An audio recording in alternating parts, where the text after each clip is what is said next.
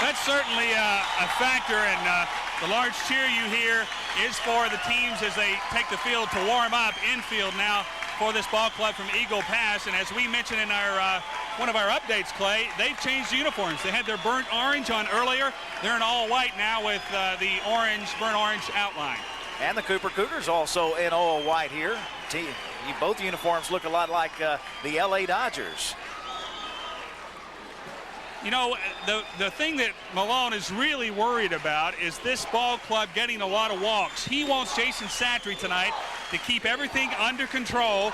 He doesn't want to have any errors, and he feels that if it gets into a high-scoring contest that Cooper will be favored, or it will go in Cooper's favor because of just the fact that this Eagle Pass ball club likes to kind of climb and crawl their way through by taking advantage of walks and errors. They're a very scrappy ball club. They've got a lot of speed, and if you look through their lineup, their hitting is spread out. They've got 3 400 hitters, then they've got a couple of 300 hitters, and then they've got a couple of that don't hit at all. So it's the kind of a ball club that has given Cooper some problems in the past, but as he said, if Satry's got it on tonight, anything can happen.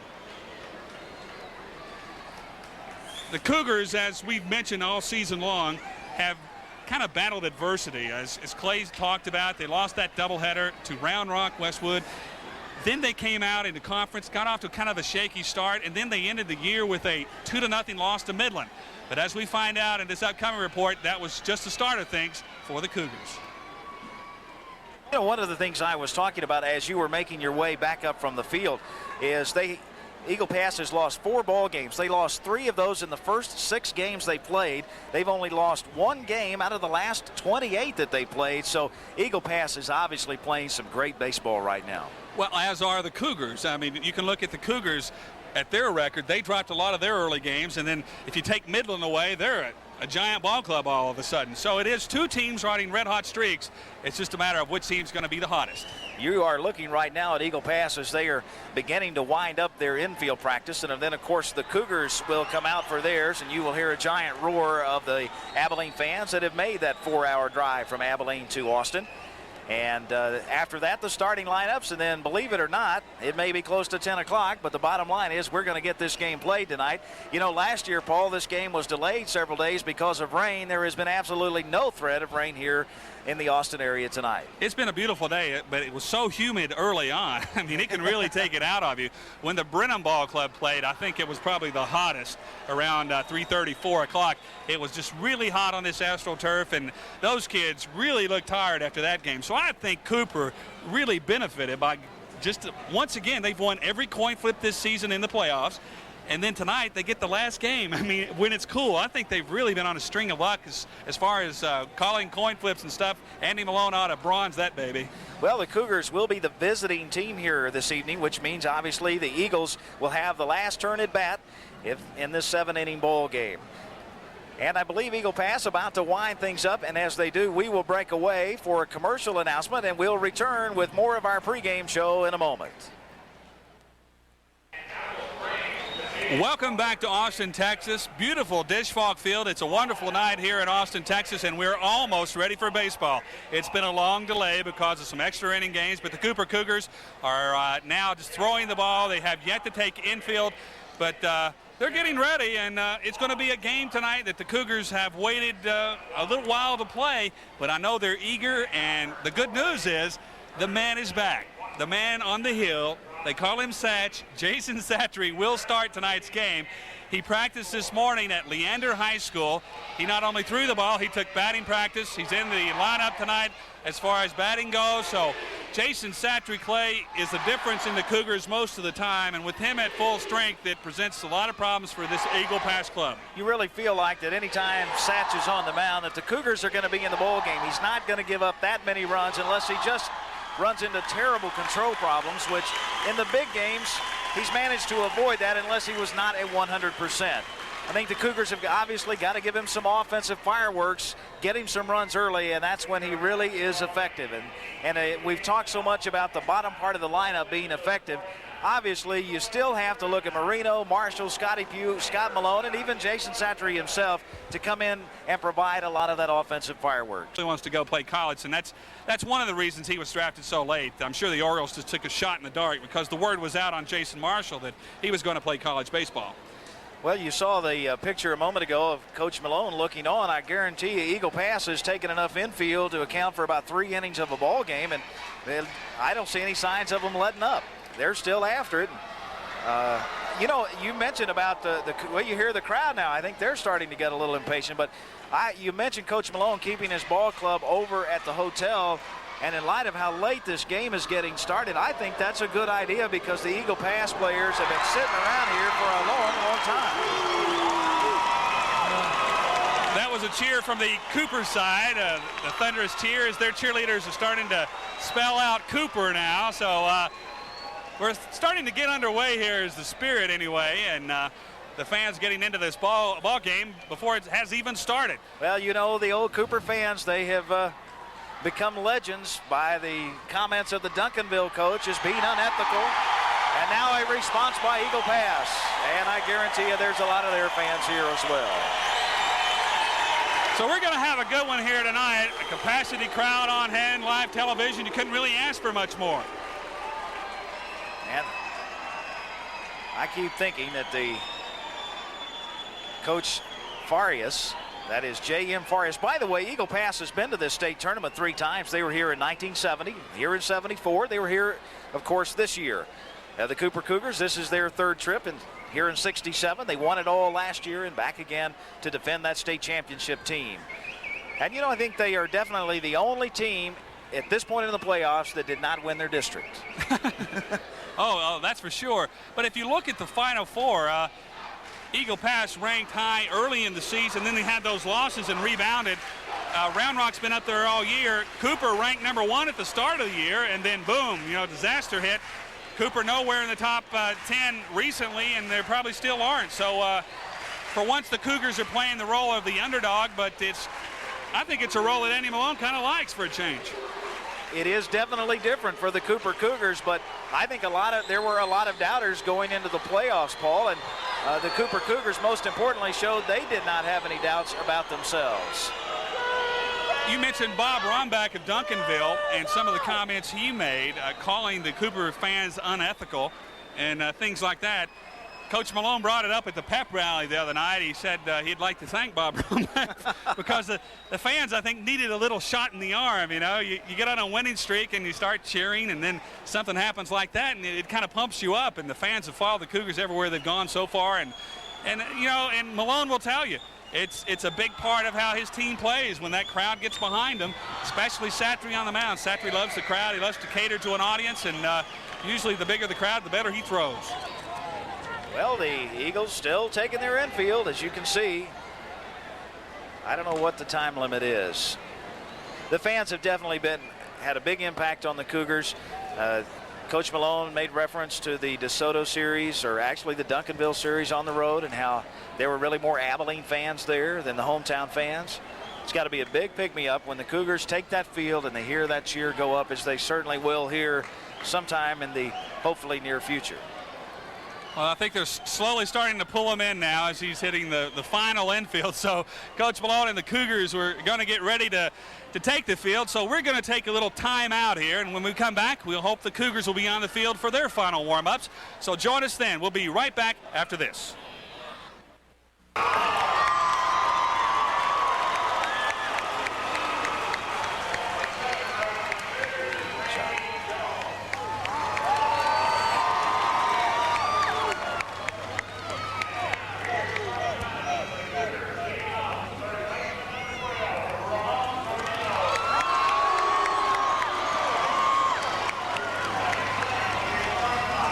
Marino being introduced along with Coach Malone and Coach Jones. Jason Marshall, the second player announced. He'll bat number 2. He's the shortstop. There's Scotty Pugh, and you hear the crowd going, Pugh, Pugh. He's the first baseman, batting 3rd in the lineup. Scott Malone out in left field for the Cougars. Number 27, son of Coach Andy Malone. On the mound tonight, as we talked about, Batting fifth in the lineup, Jason Satry. Philip Carpenter out in center field. Been a mainstay in the outfield for the Cougars this year. A returner from last year's squad. Blaine Frazier. Been an outstanding defensive second baseman. Had a good hot bat now that the playoffs have started. He's batting number 7. That's Kyle Heller, the catcher. He's batting number 8 in the lineup. And Terry Heatherly batting number 9. He'll be out in right field for Coach Andy Malone. Well, check it. It'll be Scott North in right field. Heatherly is the DH. A little bit of misinformation there. So that is the starting lineup of the Cooper Cougars. And we'll turn here and introduce the Eagle Pass Eagles. Eagle Pass will be the home team tonight. And they have a huge following for their program and their coach, who is a graduate, by the way, of Texas A&I, J.M. Curries. And their mascot, of course, the Eagles. Their leadoff hitter. There's the coach, Faree, of Texas A&I, was where he graduated.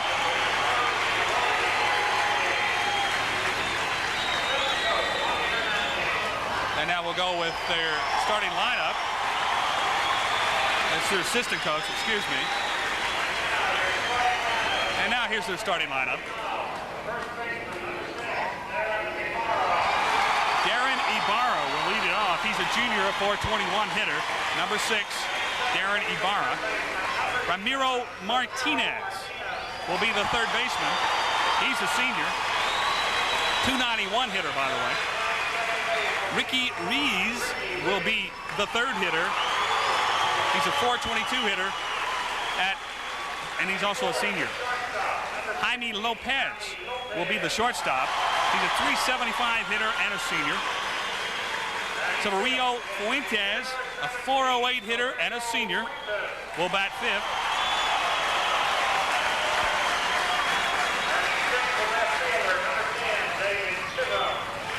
David Chisholm, the left fielder, will be next. Mark Mancata, the catcher, will be sixth. Albert Torres, the right fielder, a .254 hitter.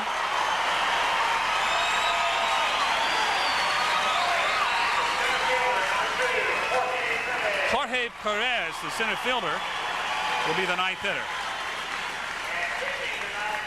And pitching tonight will be Carlos Adan. He's in the bullpen, and that is your starting lineup. Actually, he's not in the bullpen. He's come running out. And that's your starting lineup for the Eagle Pass Eagles. Well, believe it or not, about 2 hours and 15 minutes late, we're about to get the semifinal round of the State Baseball 5A Championships underway. We'll return for the first pitch in just a moment. Welcome back to Austin, Texas. We've completed the national anthem, and after, it seems like days, we are finally ready to play baseball. It has been a while, Paul. I know you guys got in a little bit earlier. I flew in about 2:30 this afternoon and have been at the ballpark since 3:30, and it has been a long wait. Well, I did a local radio show this morning, talked about our coverage here on K-Texas, and then we came down. We went to practice with the Cougars. They practice right outside of Austin. Then we drove in to the ballpark and watched 2 or 3 ball games, and it's just been one of those days where I'm telling you, things just did not go right because everything was kind of extended. And finally now we're ready for baseball. It's such a long time coming as the Eagles take the field. We're going to set the defense for you. We'll start with the pitcher, Carlos Adan. He's their #1 starter. If you look at his stats aren't overwhelming. He is by far a control pitcher. He doesn't rely on the strikeout. But as a matter of fact, he's 10-0 with a 1.69 ERA. But he has only 46 strikeouts in 75 1/3 innings, which tells you he's not overpowering. And I'm sure that Coach Andy Malone likes that. Behind the plate, Mark Mancata, he's the catcher. We'll go to first base. Darren Ibarra, he'll be the first baseman. Ricky Rees will be at second base. Jaime Lopez is your shortstop. Ramiro Martinez is your third baseman. Over in right field, Albert Torres. And we'll round out the outfield with Jorge Perez and David Chisholm. And that will round out the starting lineup in defensive alignment for this Eagle Pass Ball Club. And Clay leading off for the Cooper team, Ramon Marino. Ramon Marino will lead it off. He's a .432 hitter throughout the season. He'll be followed up to the plate by Jason Marshall, the shortstop. Scotty Pugh, he'll bat number 3 for the Cougars, as he has done all year long. He's the left-hander, batting .477. Scott Malone is the cleanup hitter, hitting .377. Those are the sticks that the Cougars are really going to count on. And we are anxious to see Carlos Adan. We knew a little bit about what we were going to be looking at a year ago when Brian Bohannon was on the mound. This guy is a little bit of a mystery, and his stats, as you mentioned, are just a little perplexing. You know, it's amazing when you look at last year and the fact that there was so much great high school pitching in Texas. This year, it's kind of Jason Satry, John Peters, and, you know, a handful of other pretty good pitchers. So not the overwhelming year this year for pitching in the state of Texas like Brian Bohannon and the guys had last year. There were some great pitchers last year, and the Cougars, you know, had to wade through them, and El Paso and Duncanville, and then, of course, Brian Bohannon. They have not really seen that quality and caliber of pitching all the way through the playoffs. And Satry perhaps has been the most dominating pitcher we've seen all year long. He certainly has, and it's going to be one of those nights for the Cougars unless they start something and get on this guy early. And I'm sure that's what Andy Malone is telling his leadoff hitter, Marino, tonight. Just get on base any way you can, and we'll stir up some trouble early. And Malone getting ready to take his spot in the third base box, and Marino outside taking a couple of warm-up swings as Carlos Adan finishes his warm-ups tonight, and we're almost ready for baseball action. Well, with the lack of strikeouts by Adan and the number of innings that he's pitched, you got to believe that the Eagles have a pretty darn good defensive ball club. Oh, they do. They one newspaper called them the best defensive team in Texas. Now, I don't know if I would go that far because I haven't seen them play. But if they are a good defensive ball club, they will certainly have to be that tonight on this AstroTurf because, if you make errors on AstroTurf, it usually comes back to haunt you. Well, Abilene, we are about to get underway. It's been a long wait, but you're watching this ball game live from Austin, Texas on Channel 12, K-Texas Television.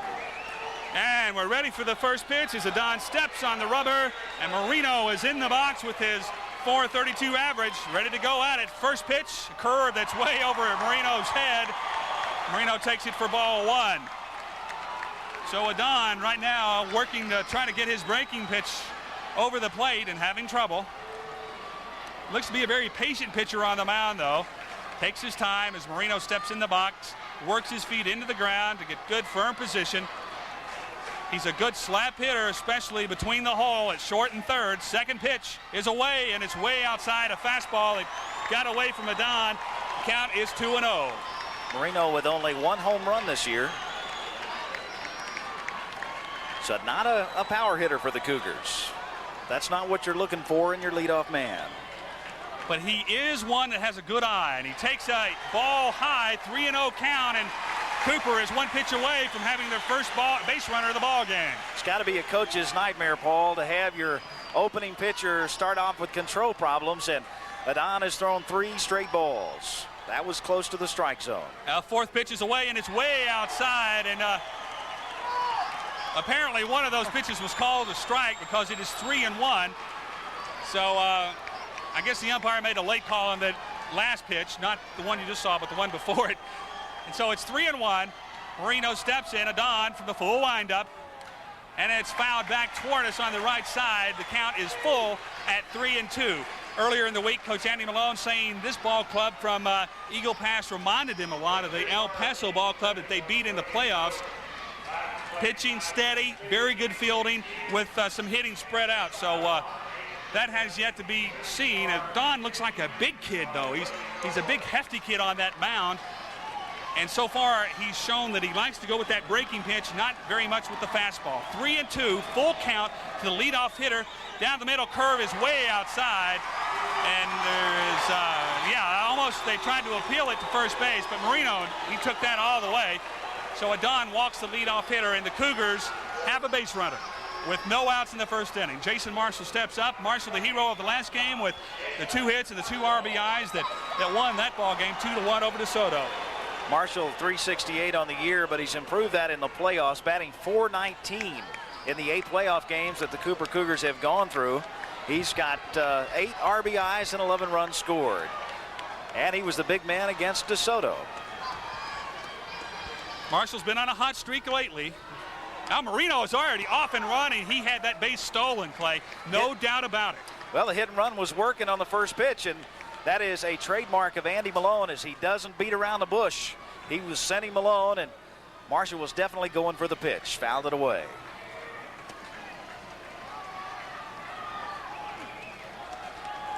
This Adon on the mound really takes his time. He likes to set up.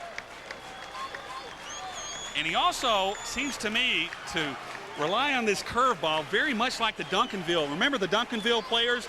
They love that curveball. They fell in love with it so much that Cooper saw it so often they started hitting the ball. I remember about a 60-mile-an-hour curveball from one of their pitchers. Adon doesn't look like he has that much speed on the ball. High, perhaps a pitch out maybe. They thought Marino was running, but with his control so far, I don't know why they would call a pitch out with Adon. But regardless of that fact, the count is at 1-1. Marshall looking for something to hit, and I wouldn't be surprised to see the hit and run going again unless Marino is on a straight steal. Look at the lead he's got at first base. He's almost on the AstroTurf. That's when you know he's got a good lead. He's off and running. There's a shot and again. And that's going to get, it's cut off by the center fielder. Marino goes to third. He's going to hold up there. Marshall dives back to first. Runners on the corner, and the Cougars are gassed up and ready to go. Hit and run, Clay. Hit and run. Run and hit. Call it what you want. But that was certainly a called play because Marino had second base stolen either way. Well, it's something I mentioned in the pregame, was the fact that Malone really wanted to get some guys on base early. Now he's got men on the corners, and he's got a lot of options. He can do a lot of things now. One of the most dangerous hitters perhaps in the United States. Midland coach Bobby Magel called him the best sophomore in the nation. This week we learned that Scotty Pugh has been named to the Junior Olympic team along with the shortstop Jason Marshall. What an honor that is. So he's going to make with a Junior Olympic team. This kid, he's been their leading hitter lately. He's been red hot, 3 home runs in a couple of playoff games. And now the first pitch is taken for a strike on the corner. Well, Scotty Pugh made All-State as a first baseman as a sophomore. He's a junior this year, so he's got another year for Coach Andy Malone and the Cooper Cougars. You know, if it was any other hitter up there, I wouldn't be surprised to see a double steal, but I think Malone will let Pugh have a crack at it with no outs. Adon delivers, fouled back behind the screen. It looked kind of like a changeup because Scotty was way in front of the ball. The count goes to 0-2, so he can't be too choosy on this one, and I'm sure Adon will come in with some off-speed stuff because he's got some pitches to work with. Scotty's shown in the past, though, that he can hit the curveball. Against Duncanville, he hammered a curve in the gap off the wall at Hardin-Simmons, and that's quite a blast to hit an off-speed pitch. So we'll see what happens here. From the stretch, Carlos Adon. An eagle pass delivers to Pugh. It's way outside. Pugh takes a good eye, and the count runs to 1-2. That's where they were playing him, Paul. They were playing him outside, hoping that Pugh would go chasing an outside fastball, and Pugh held off on it. No outs in the first inning. Runners on the corner for the Cougars. A base hit by Marshall, a walk to Marino. And the Cougs are in business. Oh, another curve just on the corner. That was close, but it looked to be a little outside. That is a tough pitch to hold off on when you've got 2 strikes on you. Carlos Adon has shown that he likes the off-speed pitch. There you see the runners. Marino on third, Marshall on first. Marino walked, followed by a hit and run with Marshall, and now Pugh. 2-2, no outs. Adon delivers. The pitch is swung on and missed by Scotty Pugh. A high curveball, and he goes down swinging. Scott Malone will come up with 1 out. Probably sounds repetitive, but you don't see Scotty Pugh strike out all that many times. There were a couple of very big dramatic strikeouts in Game 2 against Abilene High. Doesn't happen often. That's going to bring Scott Malone up. Malone, 377. We saw a big home run from him in the playoffs. Certainly at DeSoto, he surprised them with his power. A 3-run homer that gave Cooper all the runs they would need that night. And I'm sure Coach Andy Malone would love to see another one here. Malone with 10 RBIs on the season. Adon from the stretch delivers. Malone swings on and misses. The runner will make second base as Marshall goes in standing up, and there is no throw by the catcher, Moncada, as he holds up. Runners on second and third. The force is off, and now Malone has a chance to perhaps shoot a shot through the right field hole that will be there now, because the second baseman may have to hold Marshall on to keep him close. Adon looking into the dugout for some advice. Scott Malone, he has been dangerous as of late. He can also go the opposite way. The pitch delivered, curveball slammed to third. He'll dive back, the runner's safe, and Malone will be safe at first. Bases loaded. Very good play by Ramon Marino. He saw that the third baseman, Ramiro Martinez, snared that ball. Martinez dived for Marino, but Marino was heady enough to get back to third and not get in the rundown. That was a very close play, needless to say. I'm looking up at the scoreboard to see how the official scorekeeper will score it. He'll either score it a fielder's choice or a base hit.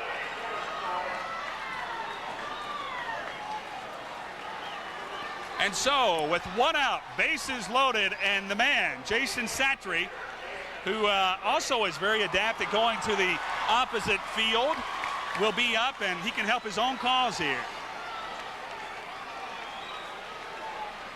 Carlos Adon delivering. Fastball high. Satry takes it for ball one. Cougars looking to do some damage here, Paul. Bases loaded, one away. Obviously, a long fly ball will score a run. You know, if Satry doesn't do it, they've got red-hot Philip Carpenter up next. Carpenter drives the ball perhaps as well as any of the Cougars. Fastball down the middle, big swing by Satry and a miss to run the count to 1-1. Beautiful pitch by Adon. Adon, he looks to be a kid that changes speeds a lot. When you see the Cougars swing and miss like that, that's usually indicative of a pitcher that has command of his pitches and can, change those speeds on you. Adon back to out of the full windup. Satry will foul it off to the right side. He's just got a piece of that one.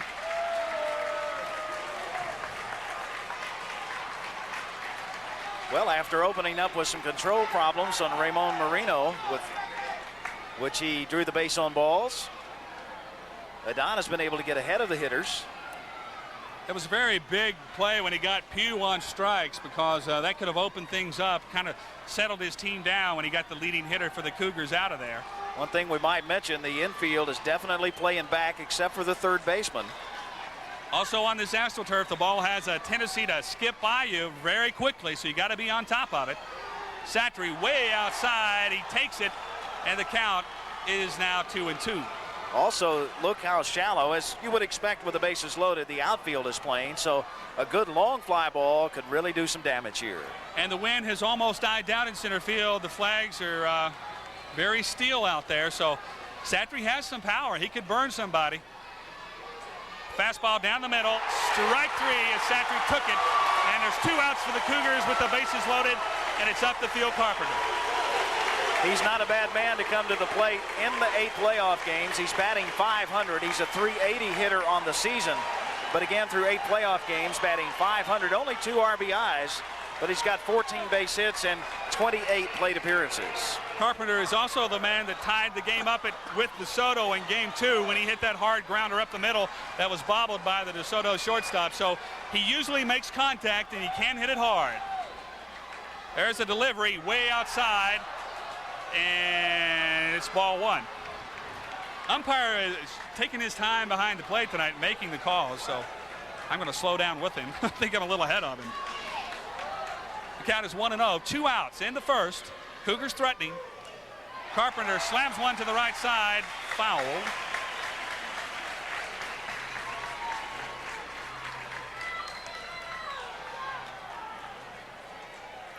Both outs coming on the strikeout, one to Pugh and Satry, so really we haven't had a chance to see much defense except for the play over third base where Marino got back in time.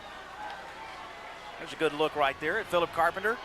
He was a very important player in last year's team. Here comes the steal.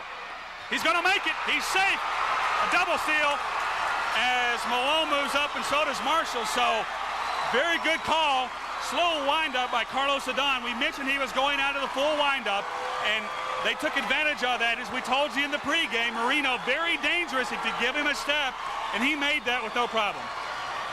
Very typical of Coach Andy Malone. So the Cougars on their way. They've broken open now with a 1-0 lead. I'd like to ask the booth if we can get a replay perhaps in a moment or so of that steal of home plate. We've still got Carpenter up, a very dangerous hitter. He'll foul it back to the right side one more time. All right, let's go to the replay and look at Ramon Marino stealing home. Now watch the full windup by the pitcher. Well, you didn't quite see it. But anyway, the pitcher took that full windup, and that's when Malone really let him go.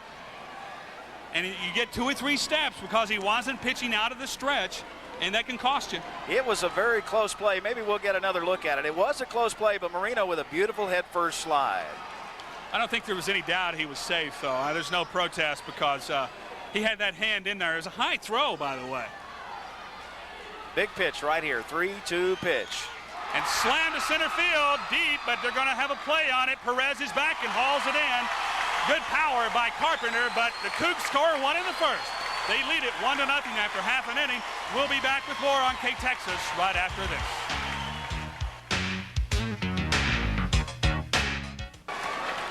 Welcome back to Austin, Texas. The Cooper Cougars have broken on top, and now Clay Milstead will set the defense for the Cougs. Well, it's very familiar to Abilene fans. It's Jason Satry, the senior, on the mound. Behind the plate is Kyle Heller. At first base, Scotty Pugh. We mentioned a moment ago the All-State first baseman from a year ago. Second base is Blaine Frazier. The shortstop is Jason Marshall, and Ramon Marino is at third base. It is Scott Malone out in left field, Philip Carpenter in center, and Scott North is in right field for the Cougars tonight. A good, solid defensive ball club for Abilene Cooper. Leading off this inning will be Darren Ibarra. Ibarra, 421 hitter. He gets on base a lot. He's only a junior. He's the first baseman. He'll face Jason Satry. Cougs with a chance to break it open in the first. They just couldn't do it as they got some key strikeouts from Pugh, and that really hurt them, but they did get the 1 run across, and we'll see if Mr. Satry can make it stand up like he did last year. Well, Ibarra will dig in and put his average on the line now, 421 so far in the regular season. Jason Satry seems to be a healed man as compared to 3 or 4 days ago when he was given up to even play in the whole series. But he threw this morning, said he had no pain. He looked very good, and now he's going to put it on the line against Ibarra. From the defer a full stretch, it's a strike on the corner as Satry going with some hard stuff. The count is 0-1 with no outs in the first. Be interesting to see, Paul, the ratio of curve breaking pitches to fastballs that Satry will go with. I know he mentioned that his curve was about the only thing working in Game 2 against DeSoto. That fastball is so effective, he really needs that pitch. Well, he really does, but against DeSoto, they were such a team that they could kill the fastball, but they couldn't handle that curve, so it really worked to Satry's advantage. Pitch number 2 for Satry, and it's a strike again on the corner. Satry looks sharp so far. 2 pitches, 2 takes, 2 strikes. Well, Ibarra has looked at 2 good pitches. For a leadoff hitter, he hasn't swung the bat yet. 421 average, though, so he's hit somewhere along the season. Curveballs high and away. Defensively, the Cougars out in the outfield, shaded towards left center field as Philip Carpenter. Rarely does Coach Malone play for anybody to pull the ball on Jason Satry. There's a good shot of it right there. Curves in there high, though, for ball 2. 2-2, no outs in the first inning. Darren Ibarra, the leadoff hitter for Eagle Pass. And there is a pitch low and outside. Satry thought he had it. And that runs the count to full, so Ibarra so far has shown pretty good eye. He ought to be swinging on this one, no play. He's watched 5 so far without a swing. Curveball outside, and it's ball 4. That's exactly what happened to Adon in the first inning. He walked Raymond Marino to lead it off. And Santry went 0-2 and then threw in 4 straight balls. Ramiro Martinez, the number 2 hitter. He's the third baseman with a .291 average. And Santry will have to watch the runner at first because this Eagle Pass team loves to hit and run. They love to steal the ball or steal the base, and they also will bunt the ball on you. Martinez is senior, plays third. You'll look at Santry from the stretch.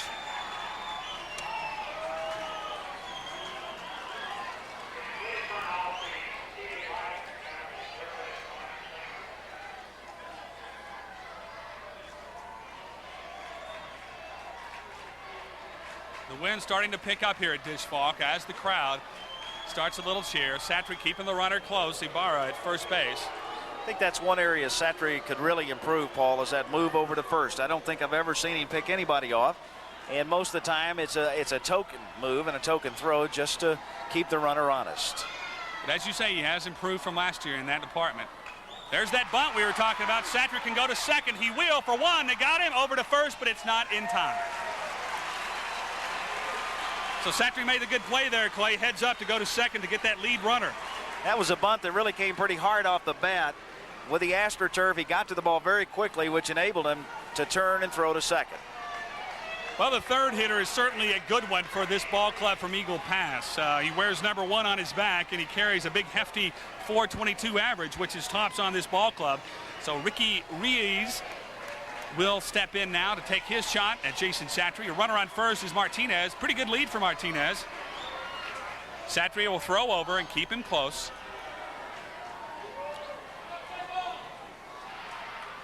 Santry doesn't take a lot of chances with his runners at first. He will throw it over 2-3 times, and sometimes Malone gets frustrated at him because he pays more attention to the runner than the batter. Reese steps in now.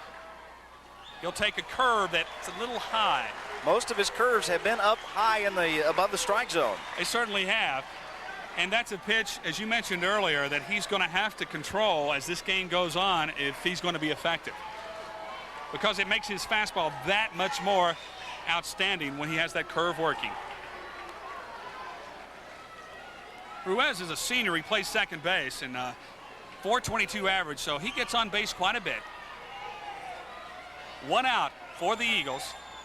There's a pitch in the dirt, and the runner will advance to second base as Kyle Heller finally flags it down. That might have been Santry's knuckleball. Either that, one way or the other, totally got away from him. Actually, Heller did a pretty good job just keeping the ball semi in front of him because it took a long, hard hop before it bounced off Heller and off to the right side. Really looked like it hit the ground before it got to the dirt, Paul, and Heller did do a good job to keep the ball in front of him. But now a runner is in scoring position. Santry will look at the runner at second, now trying to work on the hitter at the plate, Ricky Ruiz. Pitch is high from Santry. Santry in jeopardy now of walking the second batter of the inning. We've seen him lapse into control problems, Paul. I think that's a problem he's had this year that he really did not have a year ago. 3-0 for Jason Santry.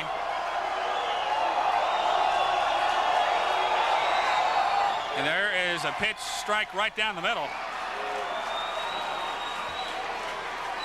3-1. And Ruiz basically just looking at that all the way, hoping for the walk. And now he'll have to take the bat off his shoulder. This could be a big out here. Santry gets a second strike on him as it's fouled way back, and a nice catch by a fan as he bare hands it off the wall.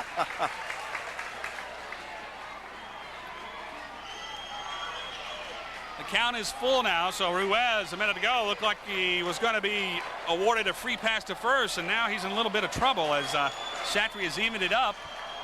3-2. Big pitch for Jason Santry.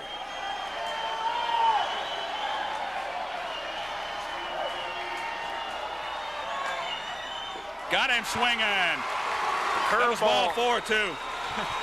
Well, the bottom dropped out of that one. Oh, Satry getting was a little curve on the corner that just looked too good for Ruiz to pass up. So Ruiz strikes out, and it was a big one. 2 outs with the runner on second. And number 15, Jaime Lopez, the shortstop, 375 average. And it's not often you have a shortstop as a cleanup hitter. First pitch swung on and missed as Lopez gave it a good rip. Satry was equal to the task with a nice little curve that broke over. Well, we mentioned his curveball was up high. Now he's really getting it down in that strike zone. Satry had trouble against DeSoto every inning but the first. He had runners on, so he's not had his control the last couple of games. But now he's starting to come around with an 0-2 count on the batter at the plate, which is Jaime Lopez. Lopez a little frustrated with himself, Paul. He took a very anemic cut at the baseball. He certainly did. He looked like a little half swing. Like he didn't want to swing, then he saw it was going to be a strike and decided to take a rip at it. So you can better believe he's going to get one heck of a curveball now with an 0-2 count. 2 outs. Satry from the stretch. He goes back for the pickoff, doesn't throw. Anytime you see that move, you're going to hear a little ripple in the crowd wanting to balk. Not so. Satry delivers. Fastball, he got it swinging. So Satry pitches out of a little trouble, and the Cougars hang on to a 1-0 lead after 1. We'll be back in Austin for more baseball on K-Texas right after this.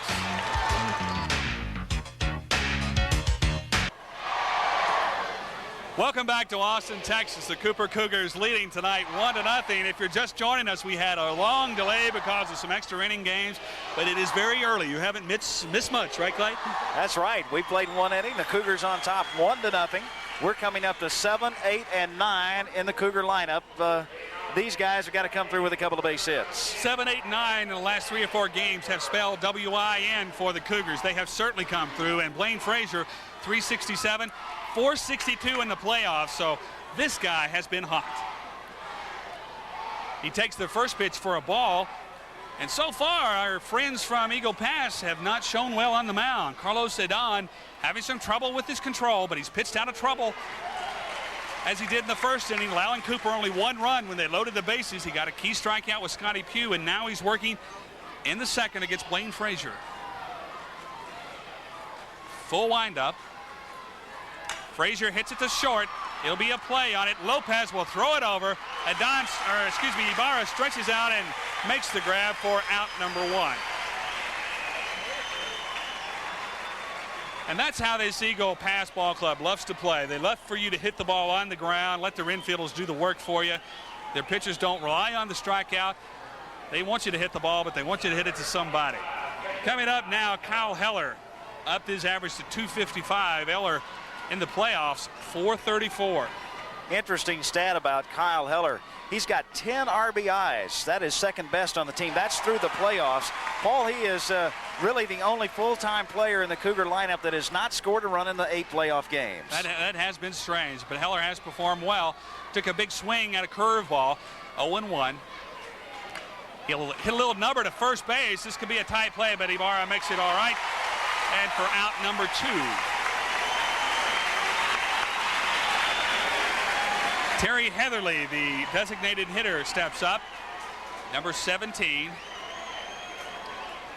He's DHing for Scott North tonight. He'll be the 9th hitter in the Cougar lineup, the 3rd this inning, and so far, Adon has gotten 2 slow ground outs, and that's their kind of baseball. Full delivery curve inside. Adon looks much better this inning, Paul. He's settled down, and everything is right around the strike zone. He's not missing by much when he does. Well, I think the key is his curveball is slowly coming around for him. He's getting it over for strikes. Fastball outside. Count is 2-0. Terry Heatherly is a kid that if you hit it deep in the hole, he's got enough speed to beat it out, especially on AstroTurf where he can really use his – he's got some massive legs on him, and he can fly. He is a flyer on this team. He was a part of the championship team from a year ago, used primarily as a courtesy runner. He's done a lot of that this year for the Cougars. Adon delivering from the windup. It's 3-0 to Heatherly, and excuse me, late call for a strike. It did look pretty good, but I thought the ump shook it off, but he did call it late. So it goes to 2-1.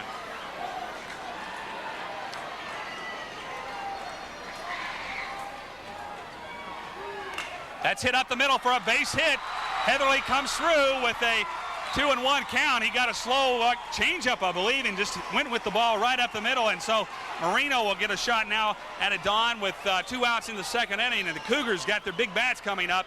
They could do something with 2 outs. Heatherly, a .269 hitter, comes through for Coach Andy Malone.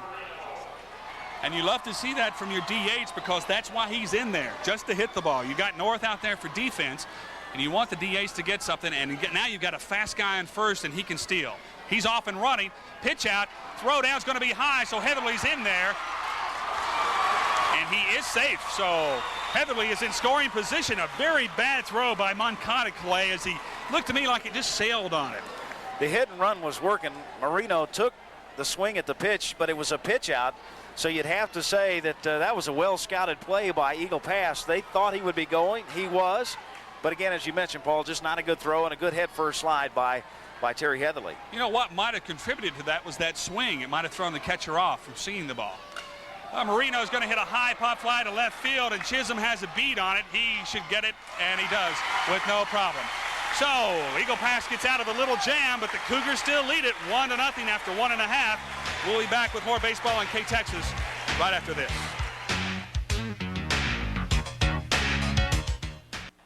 Back here in Austin with action from the second inning. Satry gets his first one in with a strike as Severino Fuentes with a .408 average takes a swing and a miss. He's the DH. He's the 5th batter in the lineup. Satry faced 4 in the first, had 2 strikeouts, and a ground out. Fuentes, as we said, .408. They've got 3 400 hitters. But so far, Satry has just been amazing. And Clay, I'm surprised how much he's using the fastball. He smoked it by him that time. Fuentes took a rip at it, and that ball had steam coming off it. Well, you know, I think Satry might be trying to show the Texas people that he can throw hard. He's more than just a curveball. You know, he's got such a reputation for that curveball that maybe he's trying to prove he can throw something else, and he certainly can. 0-2. Another fastball outside, but that one sails away. He's developing the knuckleball. You mentioned that a moment ago. We saw him throw it quite a bit against El Paso, and it's hard to distinguish it from his fastball because he throws it so doggone hard. But if he develops an effective knuckleball, watch out. Well, right now he's got the fastball going. He gets Fuentes on strikeouts. That's his 3rd strikeout in a row. And now the next batter, the left fielder David Chisholm, and you got to believe he's going to see some more heat. He's a lefty. And he's only a junior. He also is close to that 400 mark at 393. 3 juniors starting for this ball club tonight, Eagle Pass. The best record in the state, we might add. I think we left that off maybe our pregame show. And Satry comes right back in with, I guess, a fastball that was called low. 1 out here in the second inning. It's the bottom of the second. Big open stance for Chisholm. And he goes to the left side, but that could be over the head. It certainly is of Scott Malone. It's off the wall. Chisholm will be into second with the double, and that's where he will stay.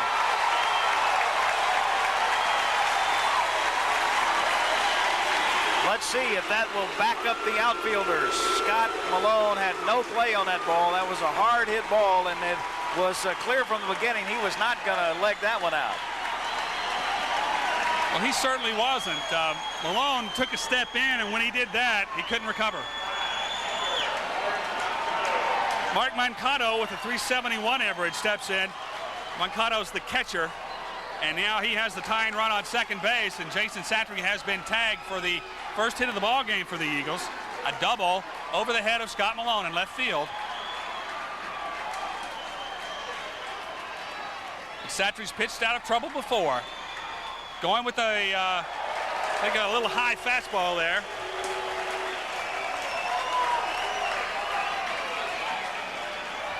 That has become a trademark of Satch as well. I think it's that high inside fastball, and he's not afraid to move them back off the plate if they come up and crowd it. He certainly isn't. And he's going to have a base hit to right field. This could score a run. It's going to. The throw will be cut off at first by Scotty Pugh, and we're tied at 1.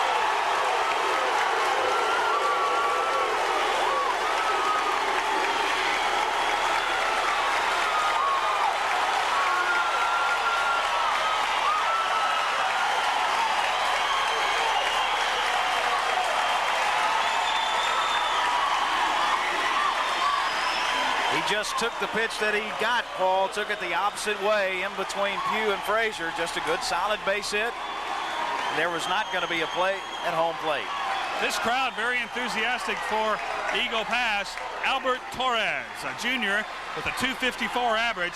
He bats number 8 in the lineup, so number 8, number 9 coming up, and Satry needs to get these two fellas. I'm going to say, if you just look at averages, this is where Satry can't afford to give something up cheap, like a base on balls. Exactly. This is the kind of hitter he has to get out. There is one away here in the bottom of the second. The Eagles coming up, and they're threatening to score again. A runner on first. Satry delivers from the stretch, gets the curve over for a strike.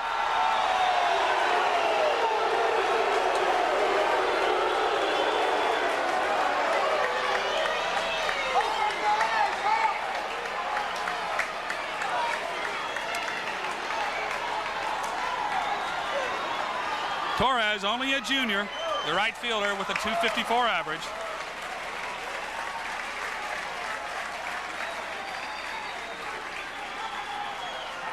You got to believe that Satry wants to get right on top of these guys, not give them anything pretty to hit here.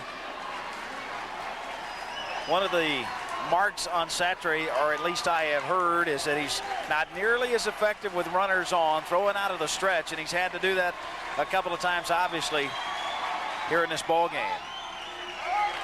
Well, I think that's when his control comes into question, when he has to throw from the stretch, because then he can walk a couple of guys. But he has shown that he can pitch out of trouble, but he's in trouble now, so we'll see if he can do it. It's a little popper to second base, and Blaine Frazier kind of turns on it, makes the play. A nice recovery by Frazier.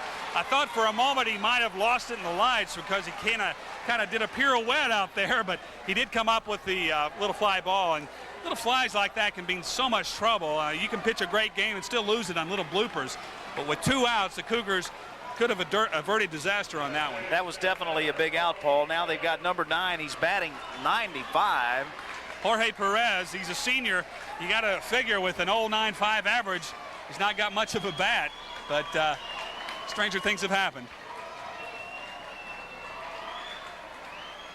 Satry pumps him with a fastball, and oh boy, was he behind that. It was in the glove when he swung at it. I was going to say we heard the pop of the mitt up here by the time he took a cut at that one. I think Satry's taking a gander at the stats because he didn't waste anything on that one. Went right after him, got him with the fastball. It's 0-1. 2 outs now in the bottom of the second, and the Eagles have tied this ball game at 1-1.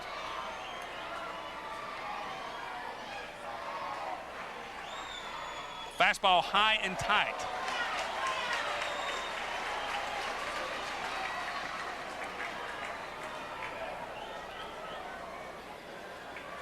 Perez is a center fielder, has some pretty good speed, 0.95 average though, so it's probably the reason he bats last in the lineup. I'm sure if they could DH for him, they would, but Adon must be a worse hitter than he is.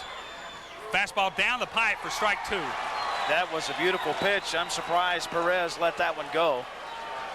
Satry is being very methodical about throwing over to first. That may have been part of the strategy and the game plan, knowing that Eagle Pass likes a similar team to Cooper, very scrappy, likes to try to move the runners. He's going to keep them close tonight.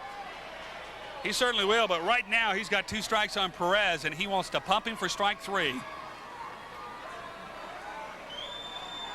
Taking his time on the mound as the coach has given him some final signals. But signals can't get you base hits. Fastball high. Satry runs the count to 2-2. We've got 2 outs in the second inning. The Eagles, the home team tonight. They're batting in the bottom of the second. We are tied at 1-1.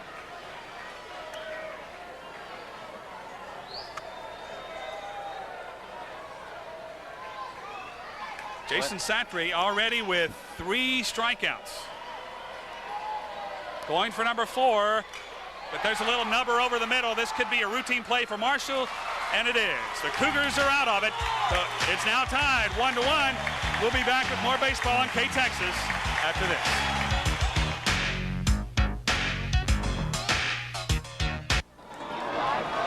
Welcome back to Austin, Texas. You're watching KTXS TV, Channel 12, Sweetwater, Abilene. I'm Paul Johnson along with Clay Milstead. And Clay, this is a critical part of the lineup for the Cougs. They're at number 2, 3, and 4. These guys have gone around once. They have seen a Don. Jason Marshall had a big single back in the first. Let's see what he can get started for the Cougars. Here in the top of the third, we're tied at 1 run each. Marshall with a .368 average. He's had some big hits lately. That curveball coming in for a Don, and it's a mean one when it comes right at you for a right-hander. And Marshall takes it for strike 1.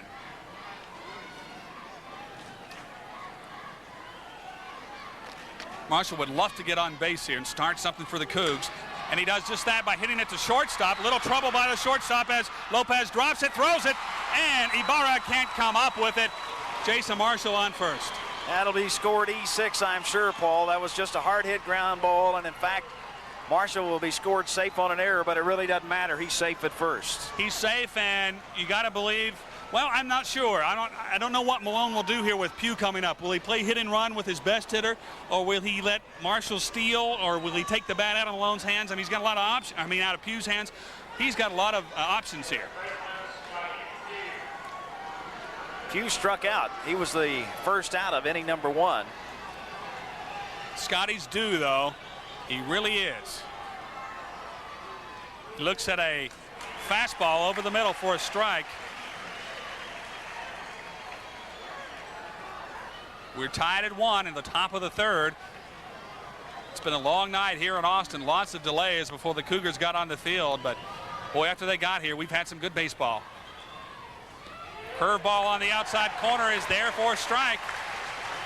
So, once again, just like the first time, Scotty Pugh is in the hole 0-2. I don't care how good a hitter you are, Paul. You don't want to fall down 0-2.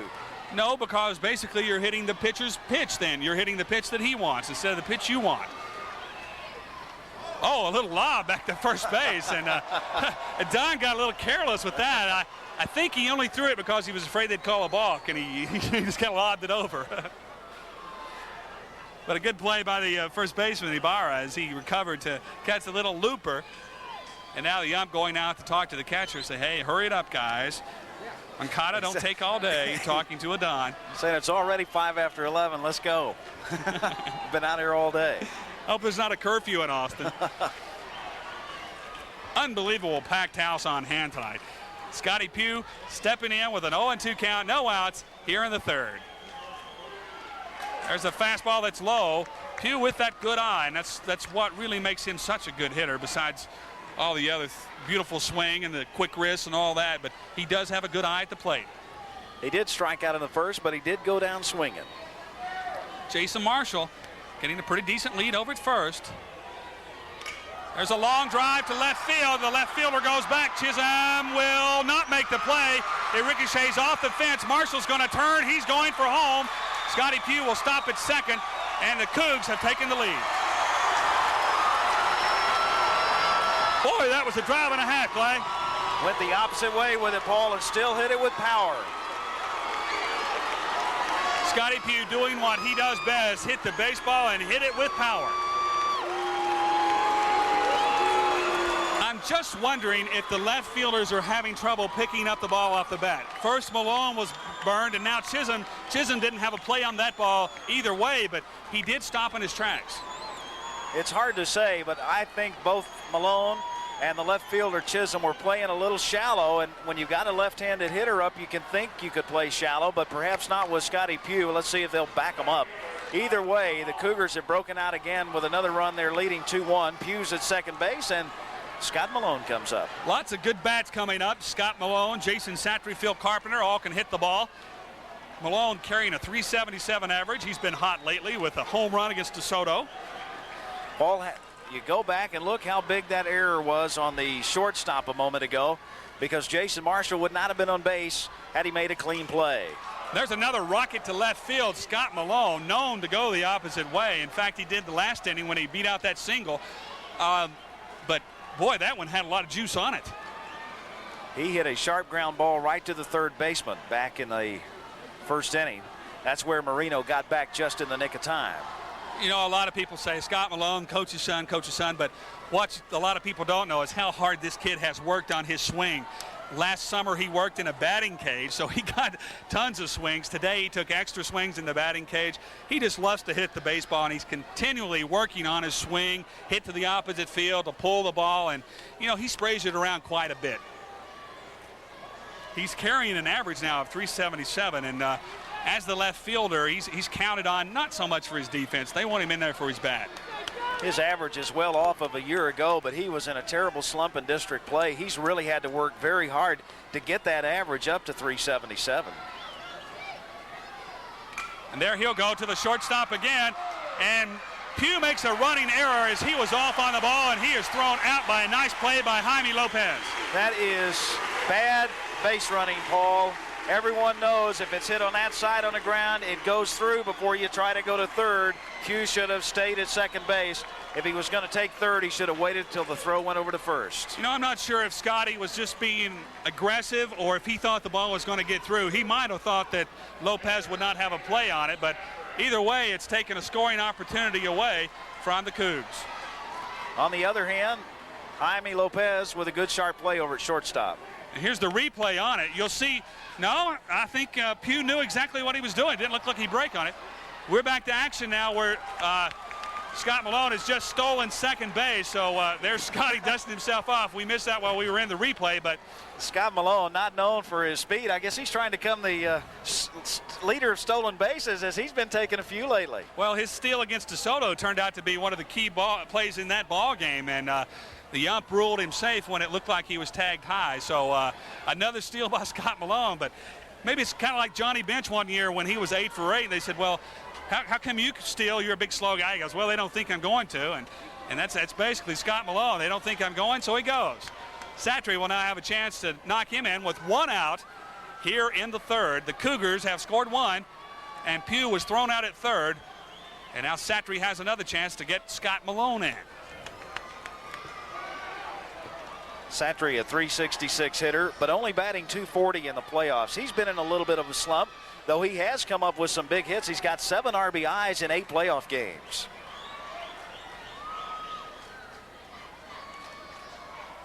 Carlos Adon flirting with disaster. And Satry just sends a little looper to right field, and this is going to score Scott Malone. Here comes the throw, and he's under the tag. Andy Malone did not hesitate from the very beginning. He was sending him, and it was a pretty close play at home thanks to a good throw from Albert Torres. But talking about going with the pitch that you get, that's exactly what Satry did. Here's a replay. Watch him just stick the bat on it, just no body at all arms. He just flung the bat, and boy, did he get a base hit that really turned out to be a big one. As you see, Malone slides under the tag, no doubt about it. Some very good shots by our production crew, and that tells it like it is. A very good scoring opportunity for the Cougs, and they came through when they had to, and now they've got Satry on first. Carpenter will be up at the plate. He hit the ball hard last time. Pitch out. You know, when Malone gets these guys thinking that you're going to run, you see those pitch outs, then the pitcher gets behind on the batter. He has to throw a fastball, and I mean, Philip Carpenter is a fastball hitter. You always hate to look back in hindsight, but what if Scotty Pugh had still been on base? Then maybe Malone wouldn't have been on base, so it may not have mattered either way. Either way, there's a base hit to left field as Carpenter cranked one, and Satry will go to second base. The Cougs are still alive with one out in the third, and Blaine Frazier will try to keep this rally alive. And here comes the coach. He wants to talk to it on as the Cougars are really starting to tee off.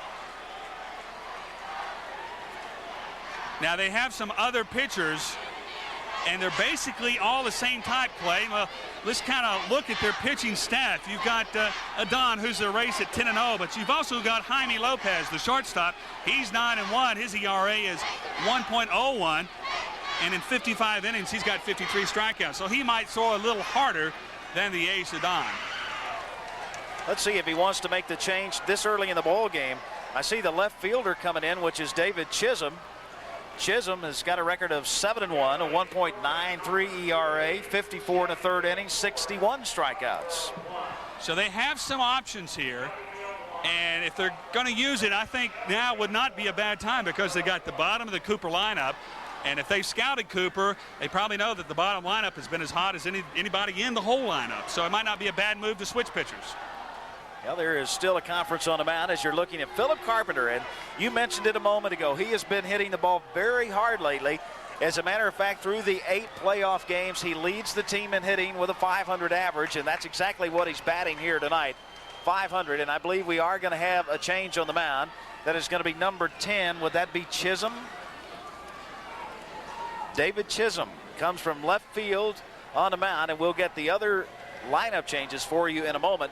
But while we do have a pause in the action, we'll break away and return with more high school baseball from Austin, Texas.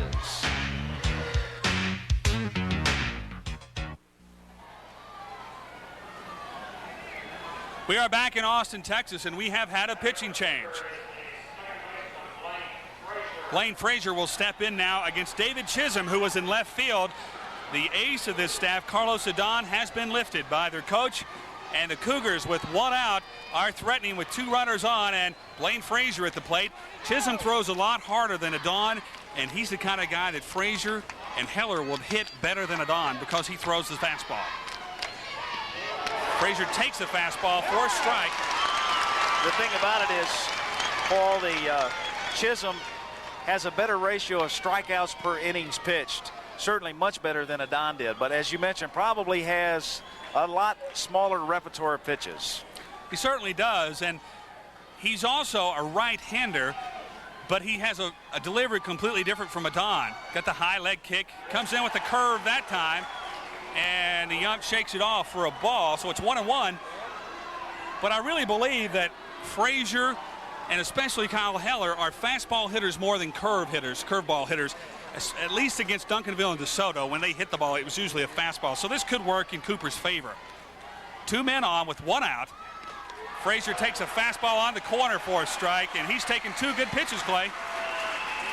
We were unable to see who went out to left field. We'll get that for you in a moment. One thing a little bit different for Coach Malone is he's letting Satry run his own bases. Satry over at second.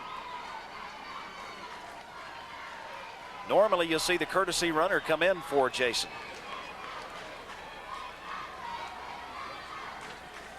Chisholm trying to work the Eagles out of a jam from the stretch. Satry with a big lead at second. There's a shot to right field, and that's going to be down and good for a base hit.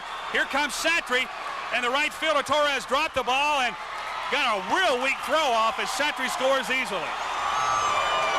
There's a man that's really come through for the Cougs, Blaine Frazier, with a nice hard. He just went with the fastball, same way Satry did, laid a bat on it, and when he did, boy, he came through with a base hit. We'll look at it one more time. Just watch the bat action on Blaine Frazier. He will go with an outside fastball. Now watch the outfielder kind of fumble it away here, and when Satry sees that, he just goes in and he can just stroll from there, Clay. See the weak throw? Kyle Heller steps in now, and Chisholm throws it high and good for a strike. How many of these guys have we seen here that have gone the opposite way? We saw Pugh do it, saw Malone do it, saw Satry do it. We've also got a situation with Carpenter at third base. He's got tons of speed. He may be going because he's throwing out of the full windup again. You'd think they'd learn their lesson. Big swing by Kyle Heller, by Kyle Heller. An 0-2 count with 1 out. Heller hit one off the handle back in the second inning, dribbled it over to Ibarra at first base. That was the second out of the second inning. This could be a big out for Chisholm, and it wouldn't be a bad time to send your runner at third, so keep your eye on Carpenter. Strike 3, that was right down the pipe.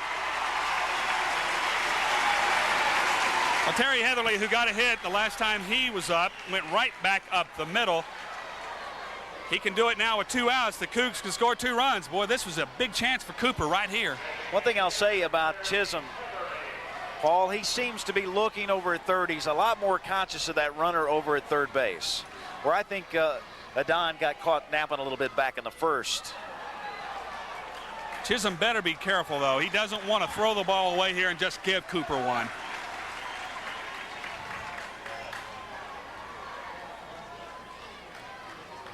But, you know, he does throw a lot harder than Don does, and the Cougs have, it really hasn't bothered them. They're a fastball hitting team. When you hit off Bill Gilbert, the former major league pitcher, every day, you know, fastballs are nothing to these kids. You know, I'm surprised that Malone just doesn't take the bat out of Heatherly's hand and try something tricky here, like a double steal or something.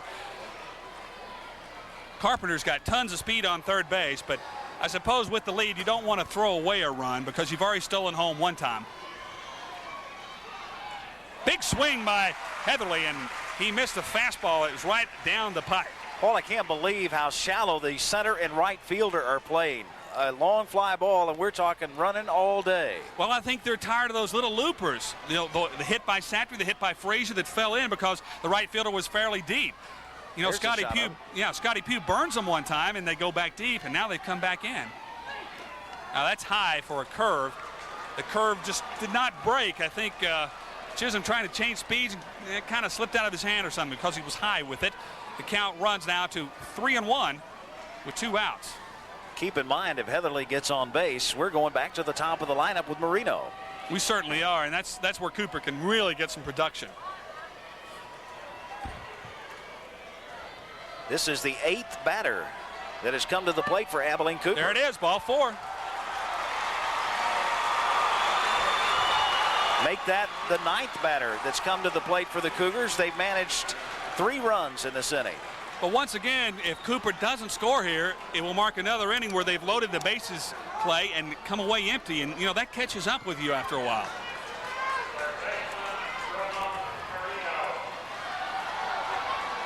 Marino has been known to come through with a clutch hit every now and then.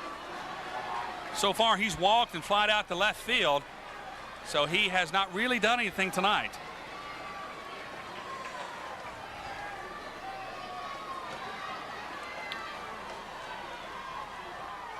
Fastball down the middle. Marino looks at it.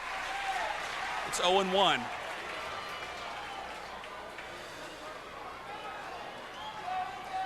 Marino flied out to left back in the second. He walked to open this ball game in the first inning. There's 2 away, so he needs a clean base hit here. Wild, way outside throw by Chisholm. Good play by Moncado, Mark Moncado, the catcher, just to keep that ball in the ballpark, because with Philip Carpenter over there at third, it doesn't take much to give him, you give him an opening, he's going to take it, basically. You'll notice when Chisholm starts his windup, he's looking at third base. He's not looking at his target. He'll look over there a couple of times. When he starts his windup, he's looking at third, right there you see him, then back to the target. Big swing by Marino. Boy, I mean, that was a cut and a half. If he'd connected with that, we're talking scoreboard.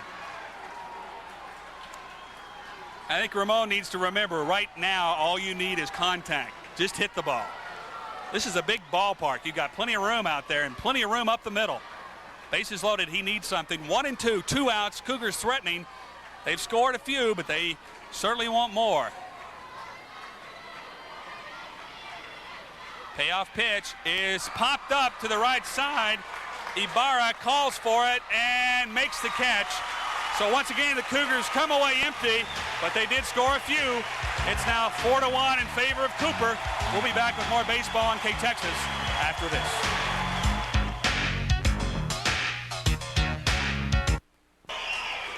The Cougars have given Jason Satry a 4-1 lead. They've banged out 6 hits so far, and Satry's looked sharp every now and then. Well, just as that inning, the top of the third, was a big one for the Cougars as they were coming into 2, 3, and 4 in the lineup. This is a big inning for the Eagles. They're at the top of their lineup, 1, 2, 3. But this is also, Paul, I think the point in the game where I've seen Satry really start to take control and become comfortable on the mound. He really seems to be effective in the middle innings. The thing is, if he gets Ibarra, Martinez, and Reese here, then he will have effectively taken away their top 3 hitters until perhaps the 5th or 6th inning. So if he gets them here, this is really a pain in the side of the coach for Eagle Pass, because his 3 best hitters could not come up again until the last inning. Ibarra walked in the first. He got behind 0-2 and then took 4 straight balls. So he's got a very good eye. Well, I believe then that would be the 6th pitch that he has yet to take a cut at the ball. He's yet to get the bat off the shoulder. And this is a kid that's hitting .421.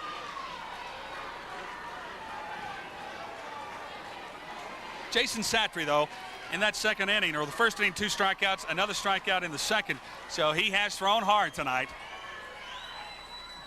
Goes outside with the fastball now, runs the count to 1-1. Ibarra looks to have pretty good glove over there at first base, too. He's made a couple of good plays. Could be their best all-around player. Although Jaime Lopez would get some votes. Plays short, good power hitter. Also an effective pitcher. Satry going out of the windup. Comes in with a fastball, and whoa, what a weak swing that was. And it was way high, as you mentioned, as you pointed out here, Clay. That was high. That's the pitch that looks so attractive. You know, it's up a little above the letters. He took a rip at it, but didn't come up with anything but air. Darren Ibarra, 1-2, and I don't think Satry's going to make the same mistake he made last time. He got a little cute with him, started playing curveball and walked this kid. I wouldn't be surprised if Satry just busted in on the hands. Curveball, and that's hit the left field, foul. Ooh, that was close. That would have been extra bases had it been on the fair side. You notice Ibarra's swing that time, real smooth swing, just went with the pitch, a little slow curveball, hammered it to left field, and as you said, there's plenty of room down there for that ball to bang around. That's extra bases if it goes fair. The thing is, it's still 1-2, and Satry has some pitches to work with. So Ibarra got a taste of success there, got close. So we'll see what Satry comes back with. He could hammer him here inside with that hard fastball. Payoff pitch for Satry. Inside it is, and strike 3. Oh, boy, that was a pretty pitch. I think Ibarra was looking curved. Well, he got the heater. And that's strikeout number 4 for Jason Satry. Ramiro Martinez will now step in. He's the third baseman. His first time he hit it to a fielder's choice. He's the one that laid down the bunt. Satry picked it up, went to second with it. So he'll be hitting away, obviously, with nobody on.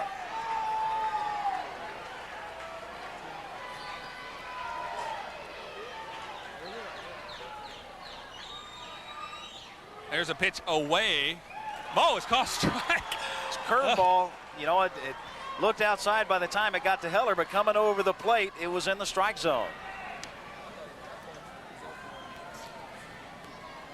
Reese on deck for this Eagle Pass club. He's their .422 hitter, and so far Satry's looked unhittable the last couple of innings. That was a pretty good pitch. It was a fastball a little outside, and you could tell Martinez really thought twice about chasing it. So the count is 1-1 on Martinez. He showed some back control in the first. Oh, look at that curve drop. What a good shot that was. You can see how deceptive that curveball is of Jason Satry's. It comes up to the plate like a pumpkin, and then the bottom falls out. He can sure make hitters look awkward, Paul. That's we talk about some anemic looking swings and that type of thing, but when you got a curveball coming at you like that, it can make you look awkward. Satry likes to play the role of the intimidator. Comes in with a hard fastball that's found back of the screen. He only weighs about 160 pounds, but by the time, I think if he does sign or does go to Texas as he's indicated, by the time he's a junior or senior, he's going to be a pretty big man. He's going to put on some muscle, and he's not going to be 160 the rest of his life. And I think when he does, his fastball is going to get even faster. But right now, it's been fast enough. The delivery outside, and just kind of stands there for a ball. It's 2-2. He's definitely he's still growing. I think Malone said he's about 6'1" right now. You don't really realize it unless you stand up next to him. Payoff pitch is hit to third. It'll be a play. A long throw, though, by Marino, and Pugh digs it out. Nice play by Scott E. Pugh. He's got to be used to that, Paul. Marino's got a good glove, but if you got a weakness on Marino, his throws are never accurate. I've seen Scotty Pugh save the day at first base from a ground ball to third so many times, and he did so again right there. 2 outs now, and Ricky Reeves, the third hitter in the lineup. So if Santry can get him, this will really effectively damage Eagle Pass because their top 3 hitters won't be coming up for an inning or so, or actually 3 innings. So this has been a very effective pitching by Jason Santry to take Eagle Pass out of this game. Strike on the first pitch. It's 0-1 with 2 outs. First time up, he was a strikeout victim. In fact, the first of 3 in a row for Jason Santry. So Reese has seen this heat before. Oh, he got some hard heat there. Santry will not make the play. Heller will, throws it, and Pugh makes another nice catch. And the Cougs are out of it one more time. So after 3, they lead it 4-1, and we'll have more baseball after this.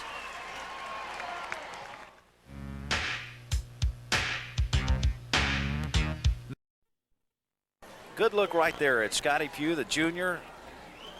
It's hard to believe he is a 3-year letterman on this team. Started at first base as a freshman. All-State as a sophomore. Now going on the junior Olympic team. Unbelievable. Delivery from Chisholm is foul to the left side for a souvenir for some of the Eagle Pass fans for a change. Looked like it could have sent somebody to the hospital if they weren't looking for it.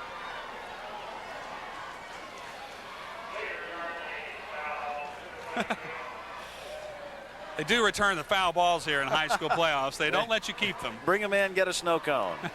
Get a snow cone. Scotty Pugh with a 1-2 count. 1 out here in the 4th. Slow curve, hammer in the gap. Pugh will take an extra base as the center fielder has overrun it. Perez. Pugh will go for third, and he is going to be safe. That'll be a double with an error, which will move him to third base. So 2 doubles for Scotty Pugh. That ball was so slow coming in. He looked like he started his swing, held up in the mid-swing, and then turned around and got him a base hit. I think you're exactly right. You talk about Pugh being a wrist hitter, and that's certainly evident of it. He just kind of waited on that ball and then flicked his wrist and sent it out to the opposite field. And Chisholm is victimized by Scotty Pugh once again. Once as a fielder and now as a pitcher. Oh, go ahead. I'm going to sorry. say Scott Malone with 2 fielders' choice. He went on to score back in the 3rd, but he has got a great RBI opportunity with Pugh at third base. So despite the fact that Scotty Malone is 0 for 2, he has hit the ball hard, and now he's got a little number off to the right side. That'll be foul. You got to like the Cougars' chances here again with Scotty Pugh. You know, Malone has sent him before to steal home. He's done it. I don't know if Gustafson is still sitting down behind home plate, Paul, but he's got to be licking his chops over a guy like Pugh. Oh, he's just got to hope that Scotty Pugh is not a first-round draft choice next year. Because if he is, that would be a great temptation for Scott Pugh.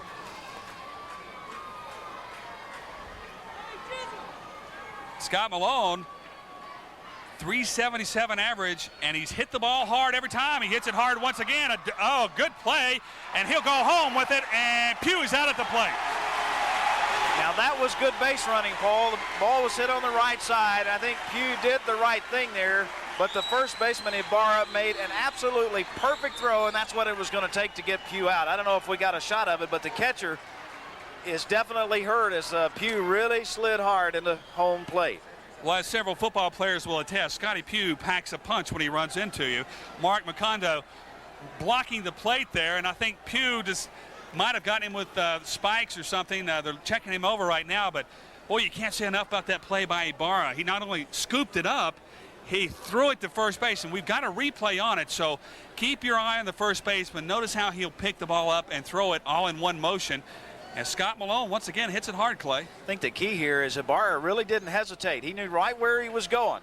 You can see the throw, and they got him at home.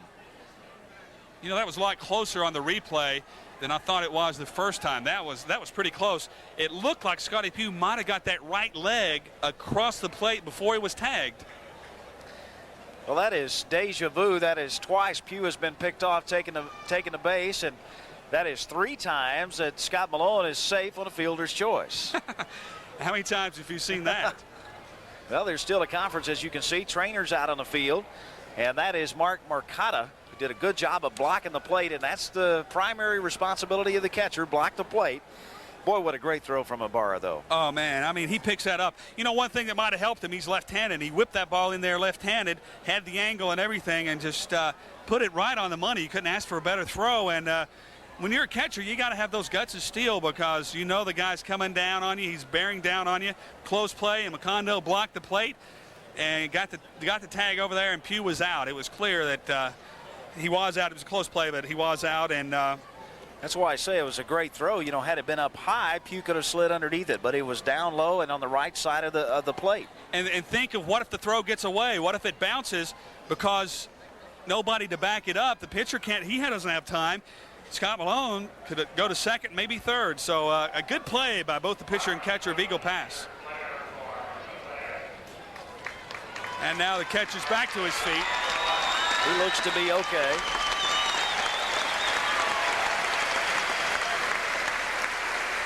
He gets, obviously, a nice round of applause from both sides of the stadium. You know, you've got to talk about it, though. Once again, the Cougars don't come away with the run when they get the runner at third. Well, that sort of thing can come back to haunt you.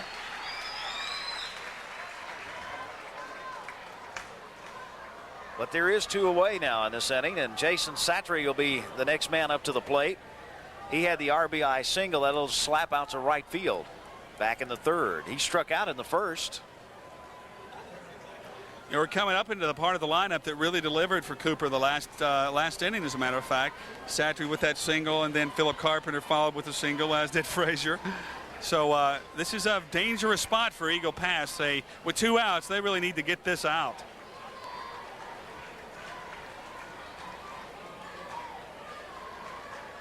Well, that's Trainer coming back out once again to talk to Marcotta. I don't know if they're looking at his throwing hand. That may be the problem.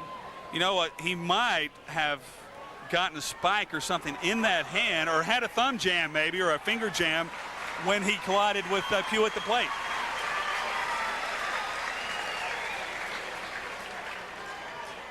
They tried the hit and run on the first pitch the last time Satry came up with Malone at first. And Malone was safe at second base. David Chisholm will now deliver with 2 outs, and he'll try to work on his opposing pitcher, Jason Satry. Fastball's hit to right field and hard, but Torres has a play, and the tracks, he makes it, and the Cougars come away empty in the 4th. It's still 4-1, and we'll be back with more baseball after this. We are back in Austin, and the fans that attended this game are certainly glad that K-Texas brought along some extra fans. The fans that can cool you, because even though the sun is down and the temperature is cooler, it is still very humid here and there's no air. And the breeze that we were talking about in the first inning, Paul, has totally disappeared. The flags out in center field aren't moving. Boy, I know you're in West Texas. You're used to that wind whipping around, but I'm telling you, it's dead here. Dead air out there, and Jason Satry so far has not let it bother him at all. He's kept the ball in the ballpark, and now he's facing Jaime Lopez, who bats cleanup in this lineup for the Eagles. Lopez, the first time, was the strikeout victim of Jason Satry. Satry starts him off with a hard fastball. You know, Lopez hasn't had a good cut tonight. 375 hitter, though, so somewhere down the road he was hitting the baseball. The top part of that order has not done the damage. It's been the bottom part of the order. Another half swing, and he went around, so it'll be 0-2. Think he's going to feed him a curveball now, Clay? The way he went chasing that one, I wouldn't be surprised. That's the thing about Satry. He can toy with you out there. You have to have the utmost confidence as a hitter to step in against him. He can bust it on the chops, or he can come away with that curve. He faced 4 batters in the first, 5 in the second, and only 3 in the third inning. He's getting stronger as he goes along. I thought that hit him in the face, but I think it either ricocheted off the bat or the hand, and now they're going to say it hit him on the hand. And they're going to award him first base. And Satry had him 0-2. What a tough time to... Let's take another look at that, and you know that's got to hurt. That was a high inside fastball on the fingers. Here it is again. I still couldn't tell if it really hit his hand or not. I think it did. It may have been closer to the wrist area rather than the fingers. You know, some umpires will tell you that a hand is just part of the bat, that it's just an extension of the bat. It's kind of like the foul in basketball, hands on the ball, and it's part of the ball. But anyway, he's aboard. And Severino Fuentes with that 408 average will step in.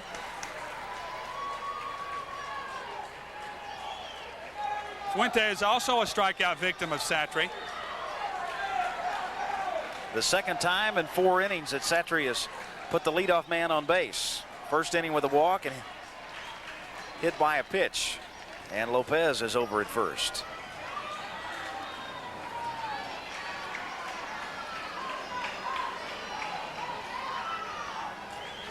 Pretty good lead at first base. There's another hard swing by Fuentes at a high fastball.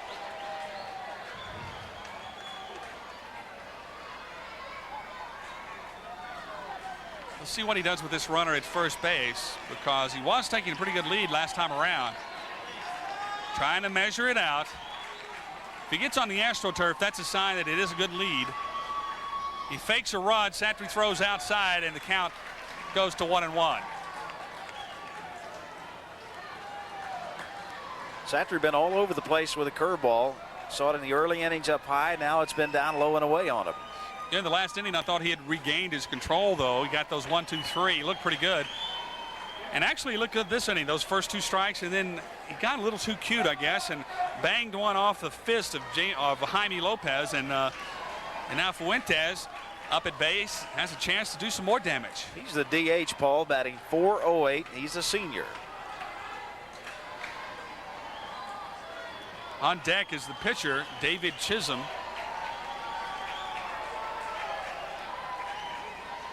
Satry wants this man here with no outs in the bottom of the 4th. More than halfway finished in this game. Another big swing by Fuentes and a miss. 1 and 2, and he's not come close to hitting anything.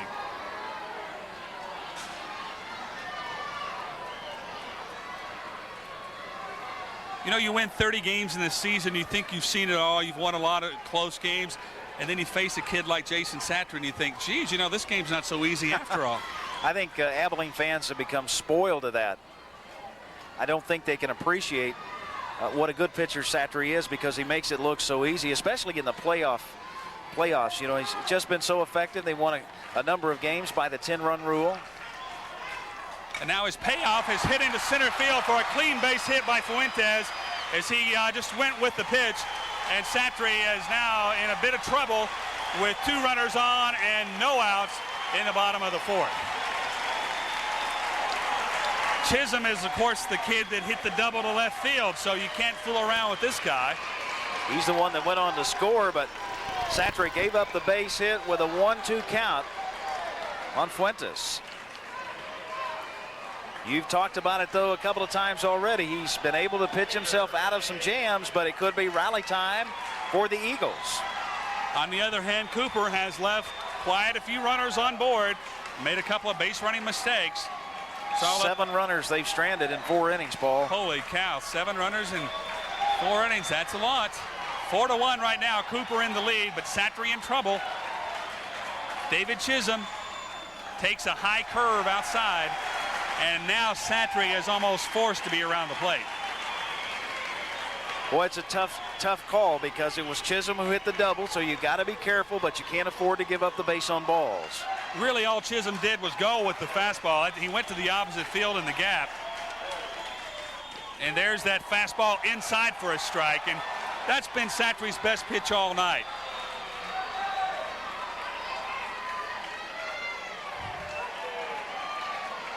It's 1-1 to David Chisholm.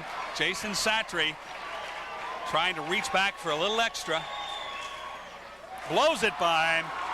What a cut. He was going for the fence on that one, Paul. But once again, he was behind on the swing. That was another pitch where the bottom just dropped out of it. You know, Satry also has given up some 2-strike hits tonight. He hit the kid with 2 strikes, and then with 2 strikes on the next one, he gives up a base hit. So Lopez and Fuentes both on base.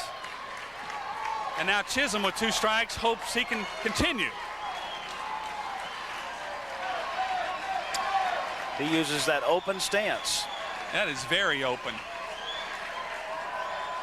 The delivery is high and away. Not a bad pitch, though, when you got a 1-2 count. But that's the kind of pitch that Chisholm can go to the opposite field on when it's off speed like that. I don't think Malone's playing any deeper than he was back in the second when Chisholm hit it. Playing in about the same spot. The payoff is hit the first base. Pugh will have to take it himself, and both runners advance. But that's the first out. And Satry now can concentrate on Moncado, who also got a single his last time up. He's the one that had the RBI that drove in Chisholm. He hit it to right center field and just got it under the glove of Blaine Frazier. Hit it hard enough before Frazier could get over there. It was basically your simple AstroTurf hit.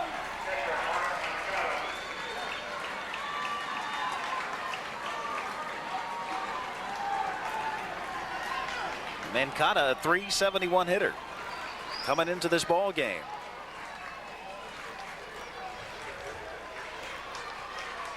It's up to Sats now, and he's done it before, but how many times can this kid come through in the clutch?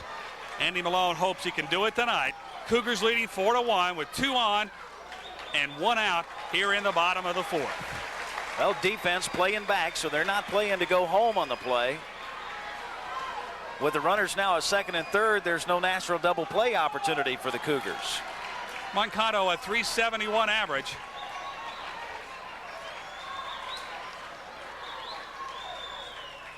Takes a nice little curve inside that had strike written all over it. Satch evens it up at 1-1.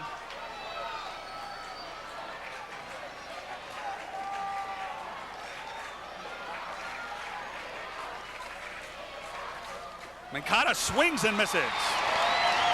Boy, he had a big cut at that. Satry has been way ahead of the hitters all this inning and last inning as well.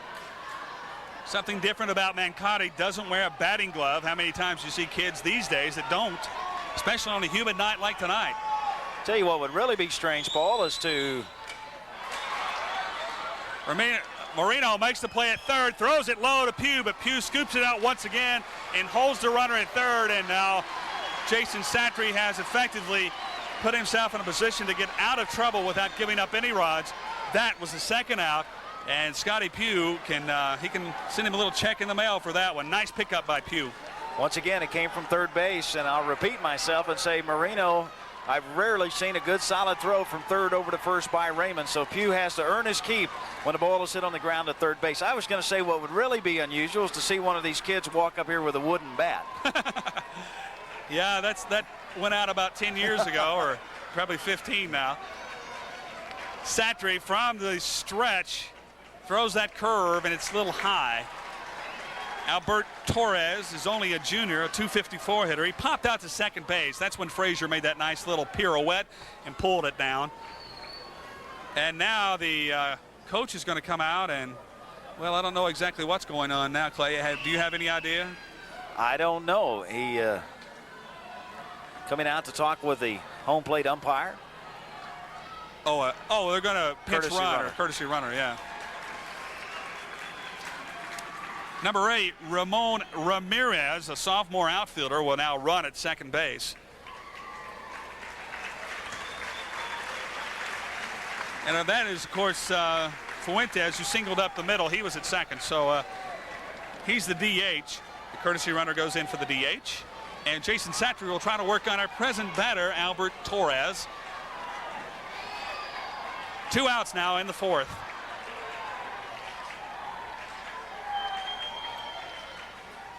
Satry jams him and gets the strike. It's 1-1. Paul, that was a huge out that Marino made on the ground ball. That was a big play. You talked about his throw, but it was a real good catch. He checked the runner, made sure he stayed at third, and then he threw it over. And he knows he's got Scotty Pugh to dig it out. All he's got plenty of time. He can just throw it as hard as he can and let Pugh do the rest. And Marino doing a fine job at third tonight. Oh, and look at that curveball. That was the prettiest one all night. He took something off of it. It had a break of about a half a foot long, and Albert Torres didn't have a clue how to hit it. It's be frustrating for the Eagles if they get their first two runners on with nobody out, strand them, and don't get anything across the plate. That's certainly a good point. And once again, Jason Satry looks like he's turned away a threat. And indeed he has. The call to first, no, he said he did not go around. It was probably a pretty decent call.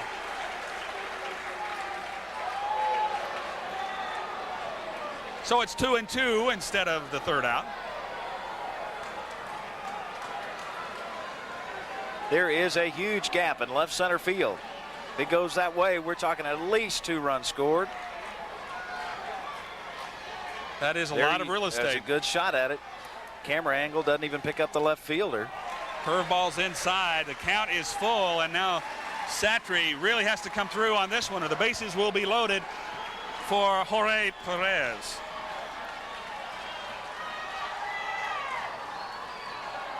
Be a big pitch from Satch.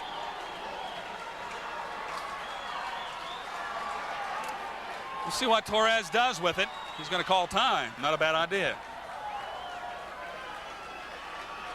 I got to believe he's coming in with the fastball. He really hasn't had the control of the curve that he usually does tonight. And let's face it, Torres not setting the world on fire with a 254 average. Giving me best fastball, see what he can do with it. Best against the best. 2 outs, 3-2. Got him swinging. So Jason Satry once again has done it. He's got the Cougars out of trouble. And after 4, Cooper leads it 4-1. We'll be back with the final 3 innings after this. Got another chance here because they have a hot stick coming to the plate. Philip Carpenter single to left. And he's flied out to center as well. The point is made where he has hit the ball hard both times. And he has been one of the most consistent hitters in the playoffs for the Cougs. And he likes the kind of pitches that Chisholm throws. I just have a feeling he does. Well, a little half swing to first base. A nice play by Ibarra. This kid can field with the best of them, and he makes it for the first out. Carpenter not going to be happy about that. He tried to check the swing, and that was just a little dribbler over to first base. Well, Blaine Frazier steps in. He, too, has singled in this ball game. His first time up, he hit a ground out, but then he came through with an RBI single. And I believe that was another one to right field, wasn't it? One of those bleeders to right. But really, Chisholm has pitched pretty effectively since he has come into this ball game. Adon got in trouble, and Chisholm kind of got him out of it. He did go a couple of runs, but they were Adon's runs. This is the 10th batter that Chisholm has faced. It was Blaine Frazier who was batting when he came to the plate. He gave up the single there, and he's given up the double to Pugh back in the last inning, and that's been it. He's got 2 strikeouts so far. He throws hard, but he really doesn't have that much movement on the ball. Got enough to get Blaine Frazier to pop this up. Mikado has a beat on it and makes the play. What a nice catch by the catcher. That's what every coach's dream is, to have a catcher that can roam behind the plate and pick up those fly balls, because outs like that are hard to come by. On the other side, you'd have to say a couple of cheap outs, so to speak, for the Cougars. Kyle Heller will step up now with 2 outs here in the 5th, and this has gone quickly. Heller grounded out to the first baseman in the 2nd, struck out in the 3rd. Looking for his first base hit of the ball game. That was called low by the home plate umpire. Chisholm trying to keep his team in this ball game, and they've stayed relatively close. It's 4-1. There's a strike on the corner.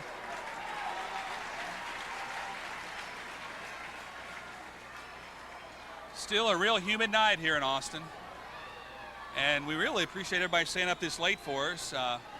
As we said, it's beyond our control when the games go extra innings. We kind of have to wait for them to finish. High inside curveball as Heller takes it for a 2-1 count. Really Two didn't outs. get much movement on that curve. That one stayed high and inside on him. Of course, if the Cougars do win, we'll be right back here tomorrow night. 7:30, I believe, is the starting time on the 5A championship. And Heller hits a hard one, a shortstop where Lopez fields it, throws over to Ibarra, and Eagle Pass is out of another jam. So the Cougars remain ahead in this game 4-1, but Eagle Pass is coming up to end the inning. We'll be back with more baseball after this. Jason Satry and the Cooper Cougars have a 4-1 lead. It's the bottom of the 5th. And Clay, what's your perception of the game so far? I think it's going exactly made to order for Coach Andy Malone. He got some rallies going, got some men on base, able to move them around, stole home plate. We talked about it in the pregame. He loves to do that, try to rattle the other team. On the other side, Satry has come in. He's got himself in a couple of jams, Paul, but he's really pitched his way out of it. And the last inning was a prime example. He was able to get a couple of ground outs and then the strikeout for the 3rd inning. We're now at number 9 in the lineup, then back to the top. So this is going to be a big inning for Jason Satry, the bottom of the 5th. Perez will lead it off. Jorge is hitting only .095. And we're going to have a pitch hitter for him. And why not when you're batting .095? Trying to round that pinch hitter up for you. It looks like it's going to be Geraldo Gonzalez, his sophomore second baseman. He takes a big swing, and that's strike 1.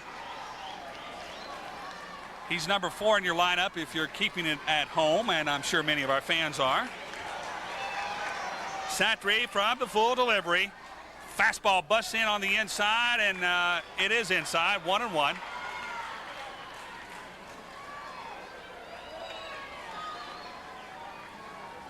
Jason Satry has gotten them this far. Hard fastball, a big swing by Gonzalez. Great looking pitch. That's where you want it, fading away, hard and away to the left-hander. That's an impossible pitch to pull. 2-strike delivery, what a curveball. He got him swinging. So Satry's off to a good start. That is his 6th strikeout. Against DeSoto, he had 8 strikeouts, so he's approaching that mark pretty much on the money. Every one of these teams have earned a right to be here, so you've got to measure his pitching performance against one of the 4 best teams in the state of Texas. So far, he's given up 1 run on 3 hits and 6 strikeouts. Darren Ibarra has proved to be a pest to Jason Satry. In the 1st inning, he walked. Back in the 3rd, though, Satry got his revenge with a strikeout, but it took lots of work. This kid has a good eye, and you've got to put it there. Ibarra takes it inside and kind of looks it off at Satry. Ibarra went 7 pitches in those first 2 innings before he finally took a cut at the ball. He was obviously making Satry throw strikes to him. That's bounced off of Ibarra. Good call by the home plate umpire. That's a foul ball. Count will go to 1-1. 1 out here in the bottom of the 5th.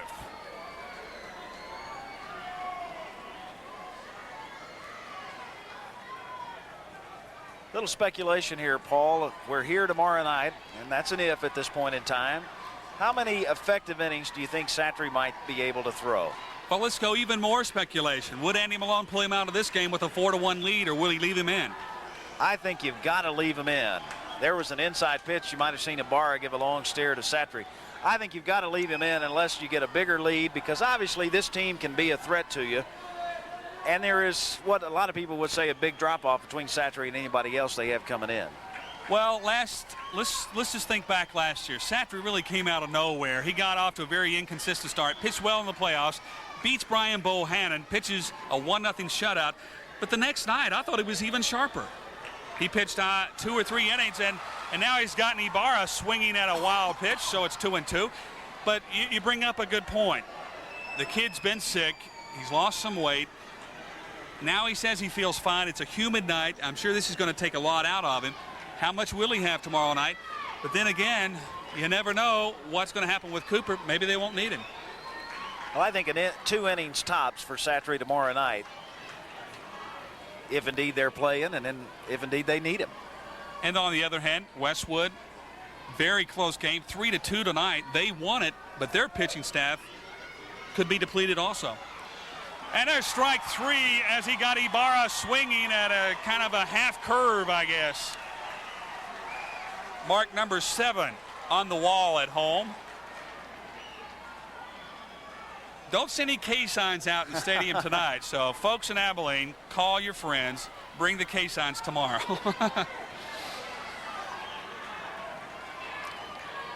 Well, Satry so far has looked pretty strong.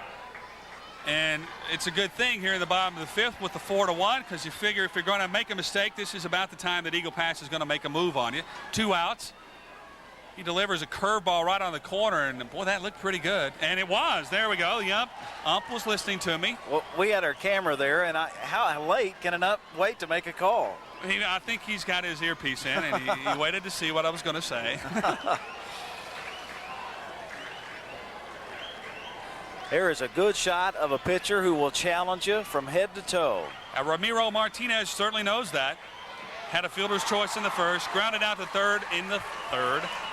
Paul, I got a real kick out of the piece that you and Dean did on Malone, where you put the wireless mic on him, and he goes out to the mound when Satry's out there, and he said, Jason, you got 2 choices. You can either go out and play right field, or you can get this guy. What do you want to do? And Satry says, well, you're the coach. Malone says, you're the boss.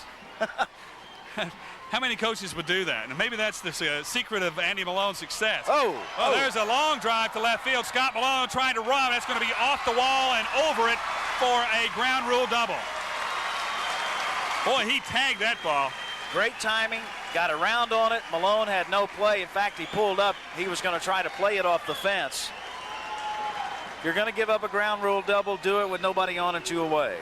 You know, so far Satry has gotten by with that. Let's think back when Chisholm had the double to left field, and then he did give up a run there, so he was lucky.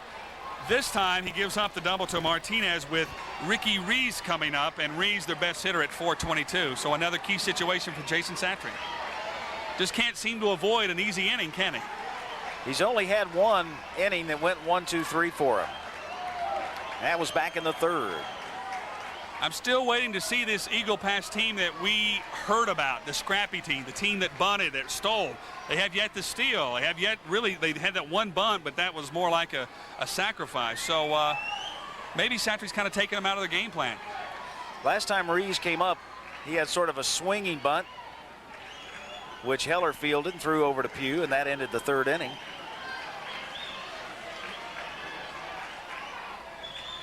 The delivery from Satry, nice looking curveball, and no.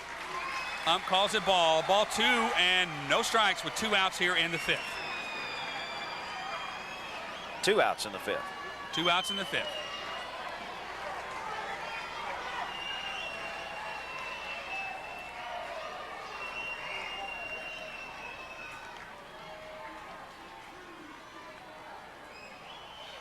Well, this will be a chance for Eagle Pass to chip away at this Cooper lead. It stayed at 4-1 since back in the 3rd. There's a fly ball to the right side. That's way foul. Nice swing, though, to run the count to 2-1. Rees, their top hitter. He's a senior second baseman. Not very often that you see your second baseman to shortstop as the heart of your lineup, but it certainly is with this Eagle bunch. Second baseman bats 3rd. Shortstop, your cleanup hitter. One hits 422, the other 375. Both pretty good sized kids. Nice curve on the corner, and that's there for a strike. And that's the one that tears your heart out.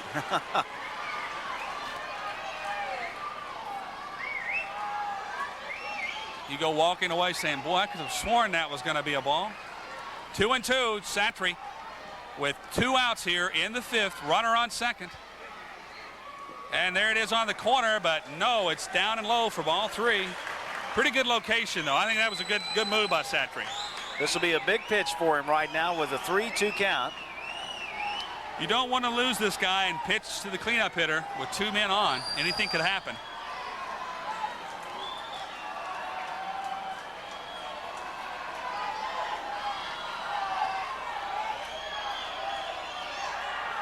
Curveball, and it's high. Satry knew it. Well, here we go. If Eagle Pass is going to make a run, it will be here. Jaime Lopez, 375. It's only the second walk given up by Satry, though he did hit Lopez back in the fourth, so he's given the free ride down to first base on 3 occasions tonight. But in reality, Lopez has looked futile against Satry. He struck him out in the first. He had 2 strikes on him in the fourth when he hit him in the fifth with the fastball. This is normally where we see Sats really bear down. 2 strikes, no strikes, 2 outs here in the fifth. Big swing by Lopez and a miss.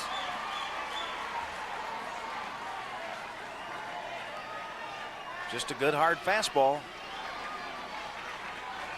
And the curve tonight has been very inconsistent for Mr. Satry. Sats has had to go with the hard stuff. There's a shot to right field. That's foul. So he's way ahead of Lopez. Jaime 0-2.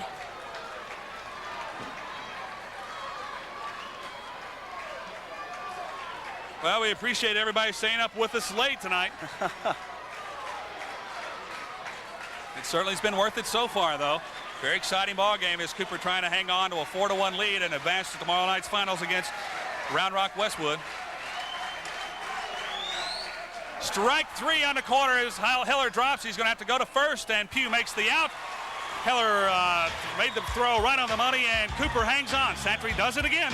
It's 4-1, and we're going to the 6th. We'll be right back. We're back in Austin where the Cougars need 6 more outs to stay here and play for the championship tomorrow night. It's 4-1. The Cougs have out-hit the Eagles 7-4, but it's been a strange game where Jason Satry has pitched out of trouble several times, and now the Cougars have a chance to add more to the lead as the top of the order is coming up after Terry Heatherly leads off. During the break, I said 6 outs away, and you said, Clay, they need more runs. They need more runs, and this is a good opportunity in this inning. If Heatherly can get on, and he is 1 for 1 tonight. He's singled and he's walked. If he can get on base with his speed and then back to the top of the lineup, anything could happen. It certainly can, and Heatherly got that single in the second inning, right back out the middle. Then he walked in the third, so he is 1 for 1 tonight, but he's been on base twice. And I'm sure he'd love to make it 3 for 3 on his attempts at base. There's a good shot of him. You were talking about his lower strength in his lower body. That's a good shot of it. Heatherly, a football player, he's worked out with weights, but if you ever see this kid in shorts, I'm telling you, whoa, 1-1. He's an athlete.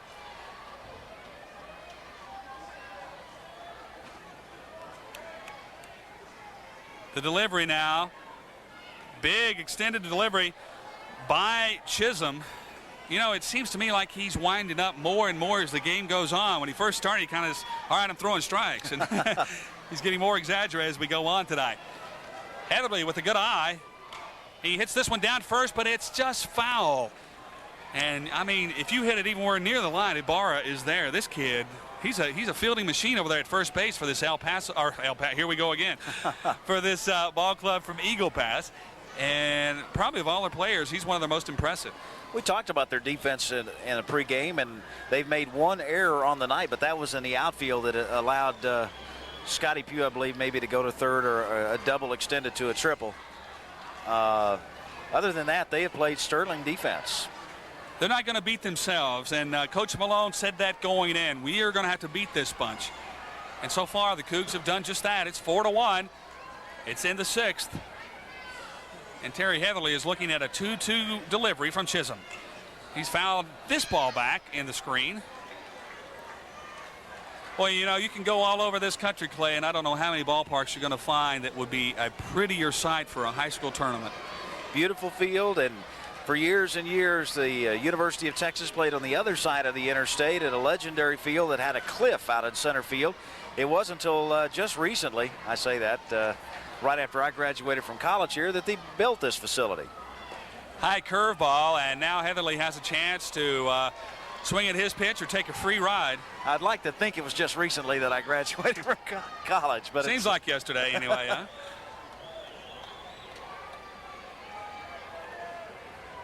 Coach Malone would dearly love to get the number 9 man in his lineup on base with nobody out. And for David Chisholm, this is a big pitch. It's going to be hit to second base where Reese will have to make the play. Nice throw over. Ibarra scoops it up as always, and it's 1 out for this Eagle Pass Ball Club. Heatherly's hit the ball pretty well tonight, though, and I'm sure that's encouraging for Malone. Out of the DH, he's tried J.P. Kistler, he's tried Scott North. McAdams. That's probably the one thing that Malone would tell you that he's not really been able to settle on. He's just not found that one player who can consistently get the job done. Last year, of course, Scott Malone played DH for most of the season, and now Scotty in left field. So it has kind of made Coach Malone look around for another player, and he really hasn't found anybody. But Heatherly perhaps can plug the gap tonight and maybe tomorrow. Ooh, there's a hard smash up the middle by Marino. He's hit it hard every time. The throw will not be in time. And boy, Chisholm really took his life in his own hands that time. Really some good reflexes to save himself. Two things. That was sort of a chopping ground ball hit up the middle, backhanded by the second baseman Rees, but the good speed of Marino really paid off that time. He got him an in-self single. We'll show you that good speed in the replay. Keep your eye on the pitcher. He almost flags this ball down. Marino, with the good speed, though, will have a chance to beat it out. Right, see, off his glove, Clay. It did hit off his glove. That slowed it down, and that's one reason Reese could not throw him out at first. Boy, Ibarra, did he do a good job stretching out, trying to get the play. This kid can play. Ibarra, by the way, is only a junior, so he's going to be back next year for this bunch. Now we've got a runner at first, and he can run. Marino's one of the best. He's going to take a big lead with Jason Marshall up. He bluffs it, and a pitch out was on. So this Eagle Pass Club, easy to see that they are prepared for Coach Malone's tactics now.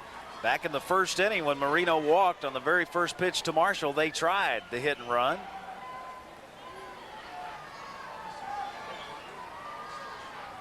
Jason Marshall, we're waiting for him tonight. A single and safe on an error. And now a big pop fly to left field, and they're going to have a hard run at this. Angel Seca is over. Almost lost it in the lights, but he made a good grab. And Marino goes back to first base. Just a long out by Jason Marshall. Scotty Pugh is up, and Pugh has been victimized tonight. He's hit the ball pretty well after striking out in the first, but then he was thrown out at third. Oh, excuse me, and then thrown out at home. But he's got two doubles, Paul. And boy, he has hit him with authority. And both to the opposite field on curves, I believe. Runner at first base is Marino. He would love nothing more than to be at second base, so don't be surprised if he goes. He's got a pretty decent lead. Now Chisholm hasn't thrown over there a whole lot. And Pugh delivers to left field and out of play. That'll be over near the batting cages. Or ricochet around. By the time Pugh is a senior, I don't know if we're going to have anything left to say about him. This kid's really done it all. You know, the big question mark now is how long will Scotty Pugh take to play all three sports? As this year, you know, he dropped basketball because of a knee injury. Next year, though, will he play football again? Will he play basketball? And will he return? It's my guess that he will play football, but probably will drop basketball and just concentrate on the baseball. That may be true, but I think Pugh just enjoys it. He's out there having fun. Well, the thing about Pugh, if you talk to some of the other coaches, the soccer coach will tell you he's probably the best soccer player, and the golf coach will tell you he's probably the best golfer, but he doesn't play those sports because he plays baseball. You know, as a sophomore on the basketball team, he was voted newcomer of the year in District 4-5A. He led the district in assists. So he's an outstanding basketball player, and he was sorely missed on that team a year ago. He certainly was, but this is the sport he loves, and he'd love to deliver here. Oh, he looked that one over, and that's called a strike. 1 and 2. That did look pretty good.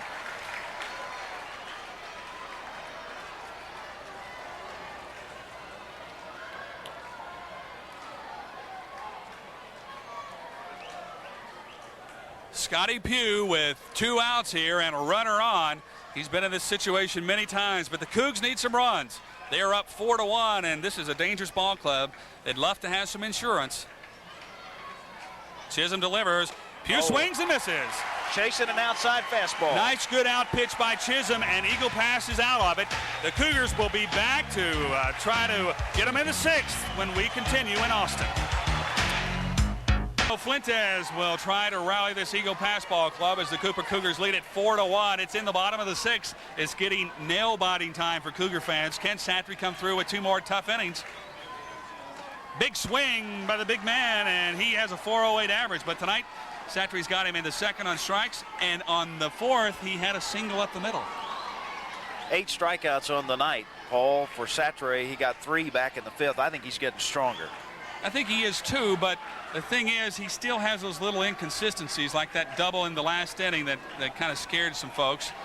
But he's been able to pitch out of trouble, and that's the mark of a winner, and that's certainly what Jason Satry is. If you had to define this kid. Hard shot to Frazier. Pugh almost went over, but he got back to first. And Blaine Frazier, good glove as always, was there for the putout. The infield finally gets woken up. They haven't had many balls hit to them. They certainly haven't. Marino's had a couple. Jason Marshall's had one. There was a pop fly, now a ground ball. Hit to Blaine Frazier. Pugh's been busy at first base, though, digging throws out. So Pugh's made some big plays tonight. David Chisholm, the pitcher, has really been one of the more dangerous hitters in this ball game. He had that double, then he grounded out. But the double to left field was a real shot. And he went on to score the only run that the Eagles have put across the plate tonight. Kind of looked at that one, and yeah, it's in there for a strike. Chisholm almost swung at it, but they see him shaking his head there. He didn't like the call, didn't believe it anyway. He says, hey, give me that call on the other end, you know. That's what I need. And now the ump says, come on over. And now the coach is going to go down and perhaps talk to the umpire saying, can you please call this both ways? Waste of my time, your time, and everybody's time. No sense arguing. Now he's going to say, hey, I made the call, get in here. So,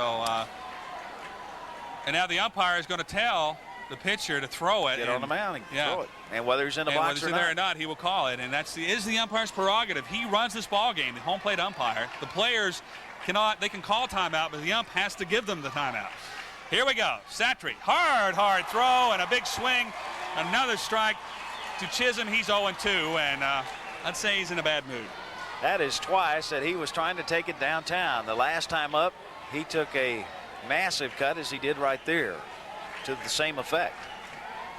Another big swing, and he's out of there as Satry got him on strikes. Boy, that was a big swing and really had no chance. I think this Eagle pass bunch would be a lot better if they would go away with this big swing and just try to hit the ball, just try to meet the ball, put it in play. Mark Mercado now, the catcher, and he's been dangerous. Single to right field in the second, and he grounded at third. Said it was nail-biting time for the Cougars. It's really nail-biting time for the Eagles, as they know they're running out of time. They are 4 outs from being out of this tournament. Ooh, almost at his head. Satry will do that from time to time. He lets you know who's king of the hill, and he's got the heat to keep you off that plate.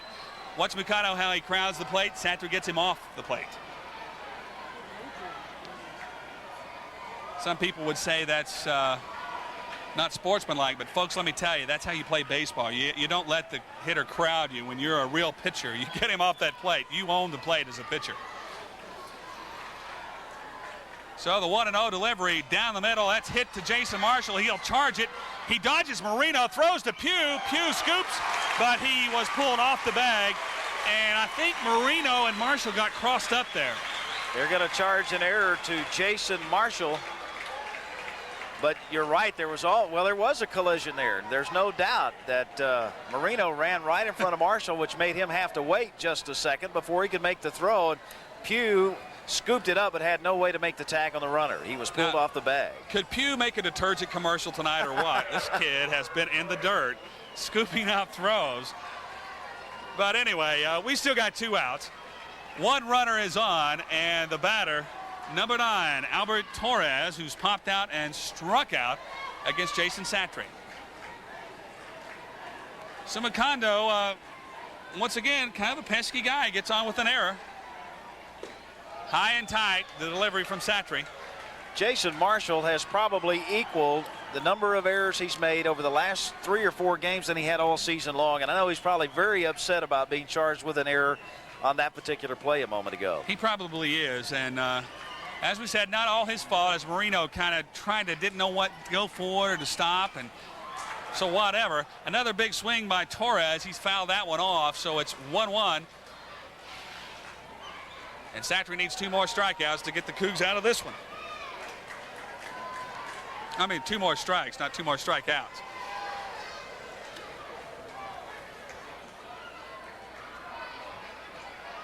Torres is the number 8 man in the lineup. If he gets him here, then he's facing 9, and then 1, 2, 3 should be the 7th and final inning of the ball game.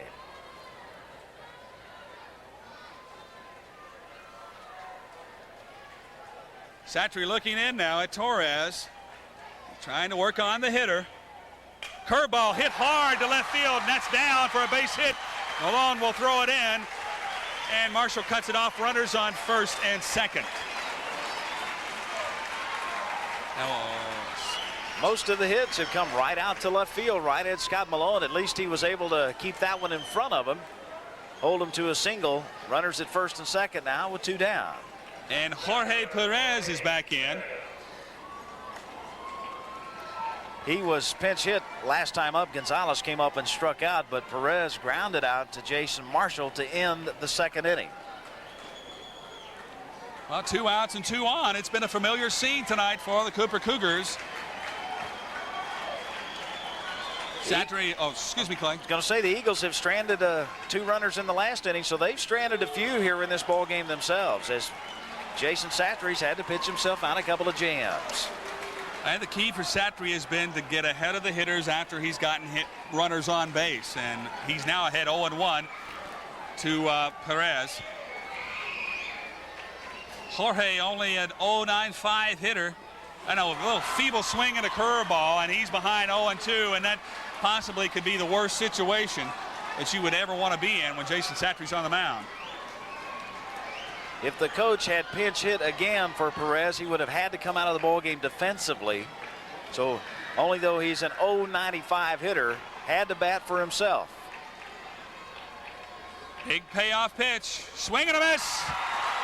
Satry has done it again. The Cougs are 3 outs away from the finals, and we'll be back to tell you how it's going to happen in just a bit. Stay with us.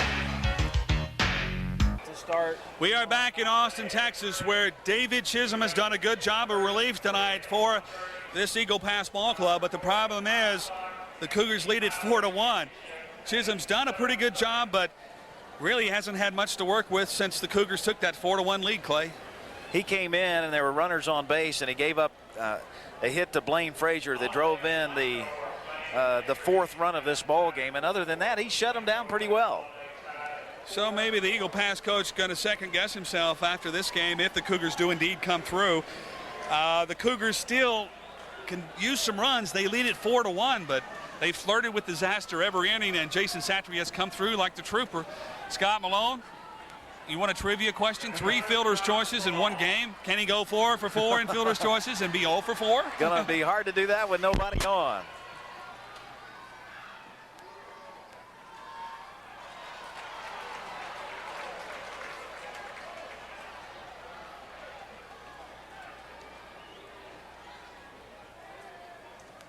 So he takes a strike for an 0-1 count. Chisholm would love to get him 1, 2, 3. Malone with a hard swing at a fastball, and Scotty says, hey, I should have had that one. Well, that puts him way behind. Chisholm can throw anything at him this time. Let's see if the catcher sets up a little outside, which is what you'll see a lot, trying to get him to chase an outside pitch. There he goes outside. Malone hits it to left. What a play over there by Ramiro Martinez. Oh, did Brooks Robinson move to Eagle Pass? Just a line shot towards the foul line, and a great play that time by Martinez. Got his glove right on it. Well, I tell you what, though, Scott Malone has hit the ball hard to the left side almost every time. You think this ball club had Cooper scouted, though? I mean, Martinez was playing on the line. If he'd been playing where you would usually play a left-hander, that been double, maybe triple. Either way, Jason Satry's up with 1 out here in the last inning, the 7th.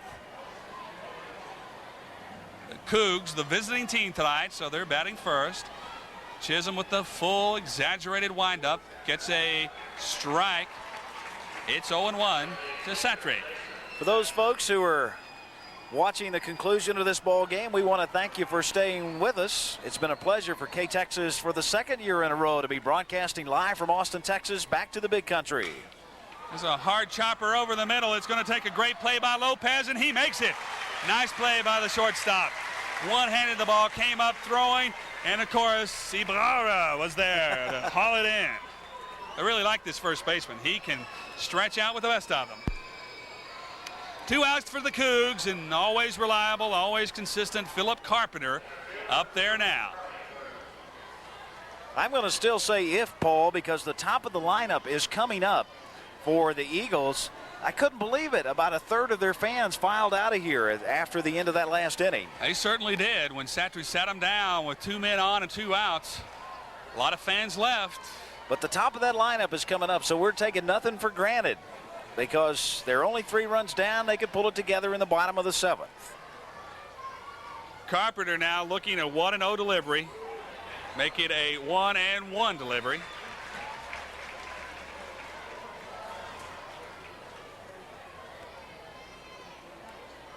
Carpenter 1 for 3 tonight, has a single. And there's a long shot to right field. He may have burned Torres. He's back on it, spins and catches the ball. Good play by the right fielder Torres, and although you didn't see it, you can trust me. The Cougs need 3 outs to come back here tomorrow night. We'll see if they get them next, so stay with us.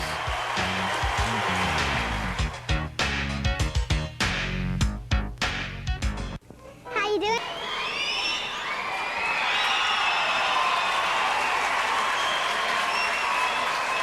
If the Cougars can pull off 3 outs here, they will be in the state finals for the 2nd year in a row. Duncanville did it in the mid-70s. Abilene High did it in the mid-50s. Can the Cougars do it? Well, so far, Jason Satry has shown enough guts on the mound to get out of possibly any jam he's encountered. The thing is, the top of the order is up. And when you say top of the order, you're talking about some pretty good hitters. Darren Ibarra, who walked in the 1st, struck out in the 3rd, and struck out in the 5th, is back for more here in the 7th. Satry will start him out with a fastball. It's hit the left field, and it'll be down and for a base hit. Malone will play it to second base. Ibarra makes the big turn, but he's back at first.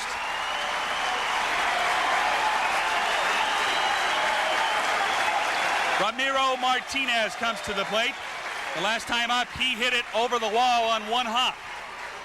Paul, that means now that both teams are tied in the number of hits the pitchers have given up. Both teams have scratched 6 hits. If I'm reading the scoreboard correctly. That could be an 8. I'm not real sure. But well, I can sure tell you in a minute. I'm about to. That is an 8. It is an 8. So the Eagles with 6 hits, only 1 run that they've been able to scratch from it. That was all the way back in the bottom of the 2nd. Satry has pitched very well when he was in trouble, but now this crowd from Eagle Pass is into the ball game. You can hear the cheers. They're from the left side behind the Eagles dugout. The team out on the dugout steps, waving towels, hoping that Martinez can pull something off. Delivery is high. It's 1-0. The Cougars have been in this situation many times this season. In fact, against DeSoto, they threatened every inning but the 1st, but the Cougs did pull out a 2-1 victory. Satry has proven what a gutty performer he is tonight. High delivery there, and Martinez is looking at a 2-0 count. Well, what fans remain here for Eagle Pass are on their feet. Their season is on the line here in the bottom of the 7th.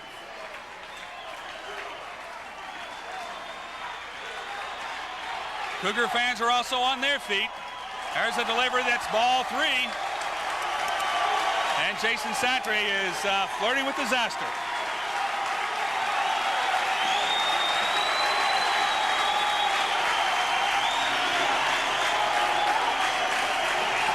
It is impossible to tell in this ballpark with the Cougars on the first base side whether Coach Malone has anybody in the bullpen. But I'm sure he's counting on Satch to finish this one out.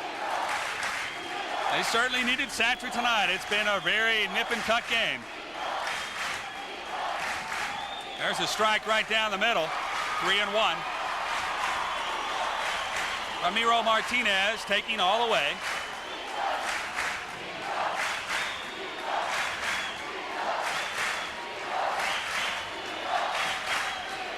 Satry with the runner at first. It's Ibarra. Big lead. There's another pitch on the corner. That's good for a strike. It's 3-2. Boy, I've seen him go 3-0 and come back 3-2 so many times. Well, so have these batters from Eagle Pass. And they certainly not liked it. Martinez has hit the ball every time, somewhere.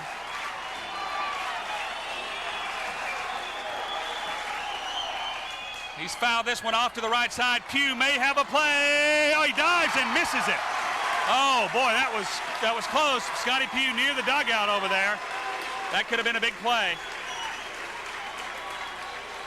Well, our home plate camera's doing the best job he can, but the way they've got it situated, he's running right smack into something obstructing the view of the camera. But Pugh made a tremendous effort, and the count remains 3-2. Well, the thing was, Pugh did not want to go in the dugout and possibly get injured. But still remains 3-2. It's on the corner for, that was ball 4, I think, yes. Thought he might get the call, but he didn't. That is the third base on balls that Satry has given up, as well as a hit batsman. That was a pretty close call. Paul, we are talking about 3 and 4 coming up to the plate next with nobody out and runners at first and second, and it is a very touchy situation in Austin, Texas. Well, the tying, the tying run is at the plate right now, and there are no outs. We've seen Satry do it a couple of times in this ball game. Crowd really getting into it for Eagle Pass. This may be the first time all season that Cooper's been outnumbered.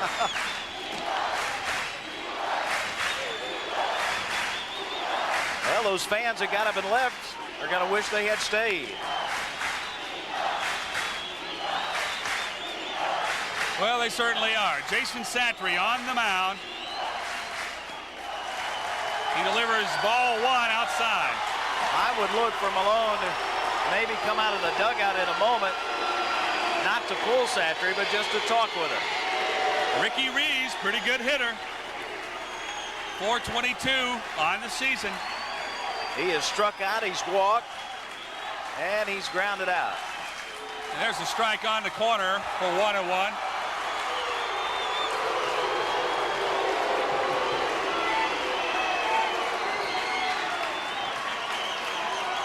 And once again, the coach coming down to talk to his player. Well, he's going back to the box, but really talking to the umpire about his strike zone.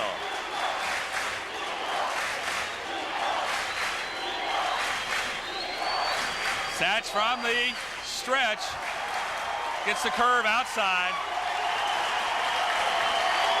Kind of talking to himself there, Clay, saying, throw it over, throw it over. Needs a strike here. It's 2-1, no outs. 2 runners on. Eagle Pass trails 4-1, and this is it for them. It's in the 7th.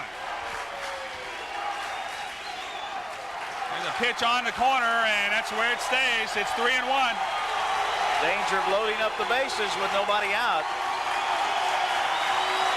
Keep in mind, Coach Andy Malone calls the signals. He calls the pitches. Not Satry, not Heller. Look at Heller. Now you see him there. He's looking over at Malone. He got the signals. Let's see what he comes with a 3-1. Fastball on the corner. Strike. He called it a strike. He called it a strike. And it was a good-looking pitch, Paul. That was strike from our camera's vantage point all the way. Gutsy call by the umpire. And when you show up an umpire like that, sometimes when you take off for first, it can come back to haunt you. Next close call will probably go to Cooper.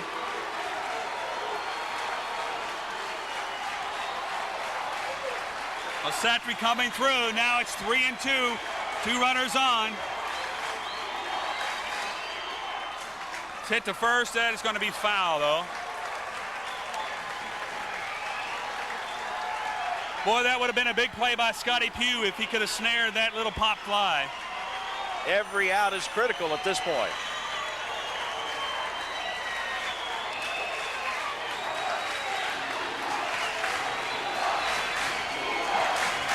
Jason Satry on the mound with 2 strikes.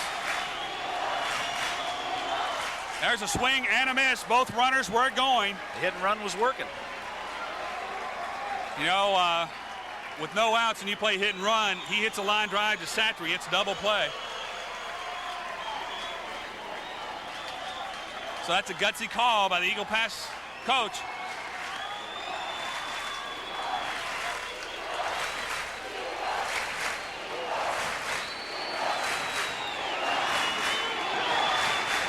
One more time. It's 3-2. Ricky Reeves in there.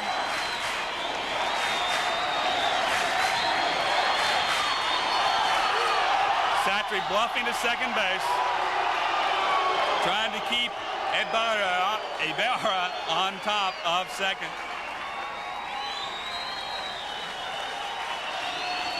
Here it comes, 3-2. It's up the middle. Satry gets it. He'll go to first, and there's finally an out.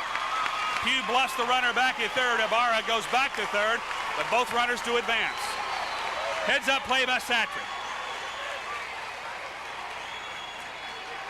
The thing is, you can give up a run here if you can get the out because you lead 4-1. You've got something to work with. And that's what Malone's going to tell him now. Malone has called timeout. He's calling his infield out to the mound. Meanwhile, stepping in the box will be Jaime Lopez, the cleanup hitter.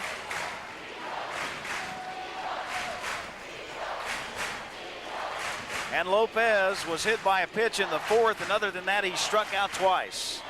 He's really looked feeble at the plate. When he was hit by the pitch, he had the 2 strikes, so he has not had any success at all tonight against Mr. Satry. It is gut check time for Jason Satry. 2 more outs, and Cooper will be in the finals. That is the tying run right there at the plate.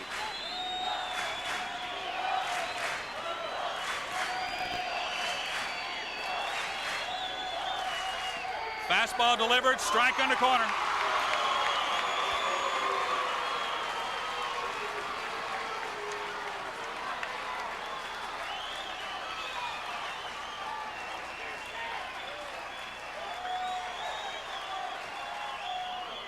Another pitch, pretty much same location, a little bit outside, 1-1. I'm sure Coach Malone told Satry to worry about the batter, forget about the runner. You notice he's still working out of the stretch with runners at second and third. Curveball swung on and missed. Was that a beautiful pitch? Lopez is going to be dreaming about Jason Satry. He has not touched him in any way, form, or fashion.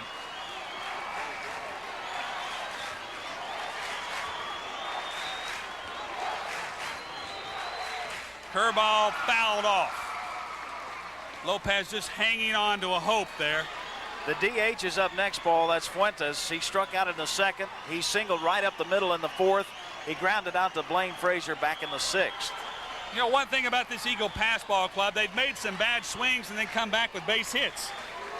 So they can't put it in play.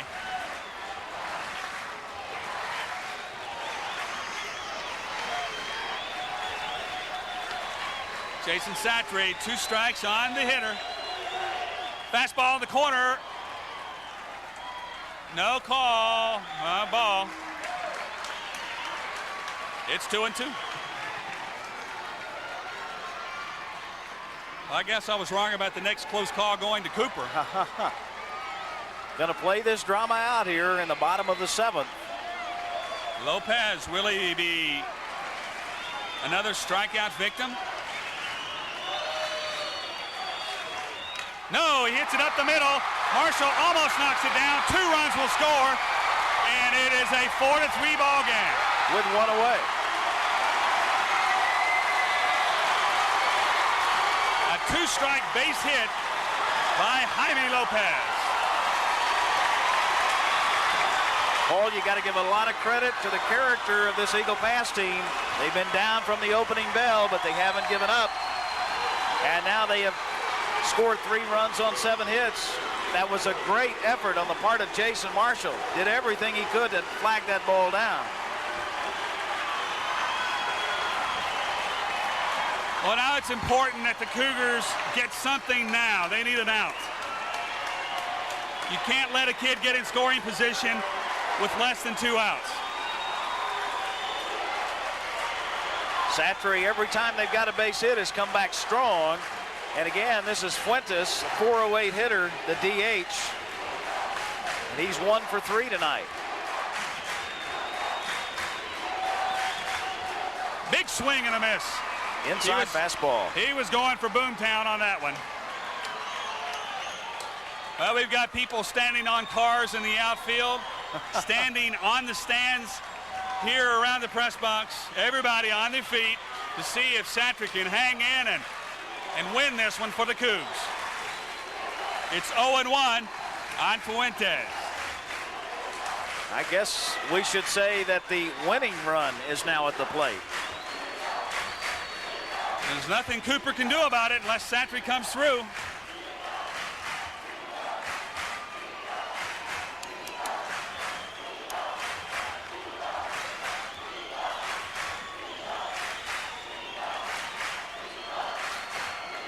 It's taking a while to get a pitch going here.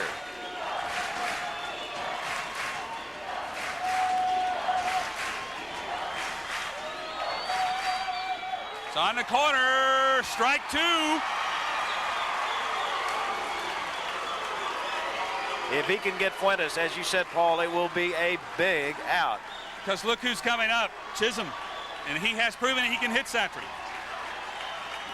He's gone up there the last couple of times swinging for the fence, struck out his last time up, but really stroked the ball well in the second for the double.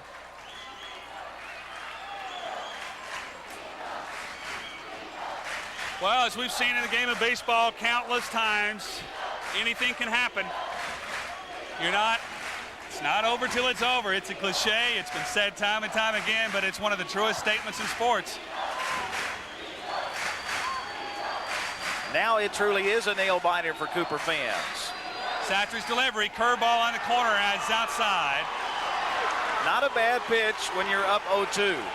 A lot of discipline that time from Fuentes to lay off that pitch.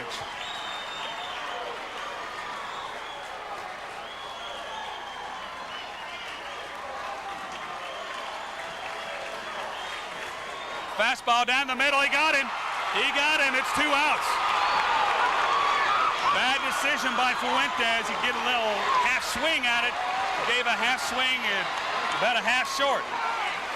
So with 2 outs, Jason Satry can end this game by getting the opposing pitcher, who is not a bad ball player at all.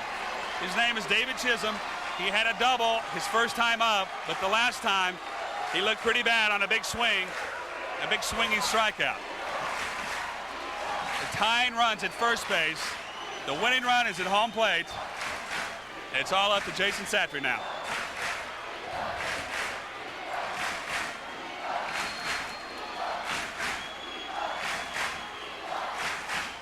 There's a grounder to Satry. This could do it. He throws to Pugh. It's over. It's over. The Cougs have won it. The final is 4-3 Abilene Cougars. Look at the celebration.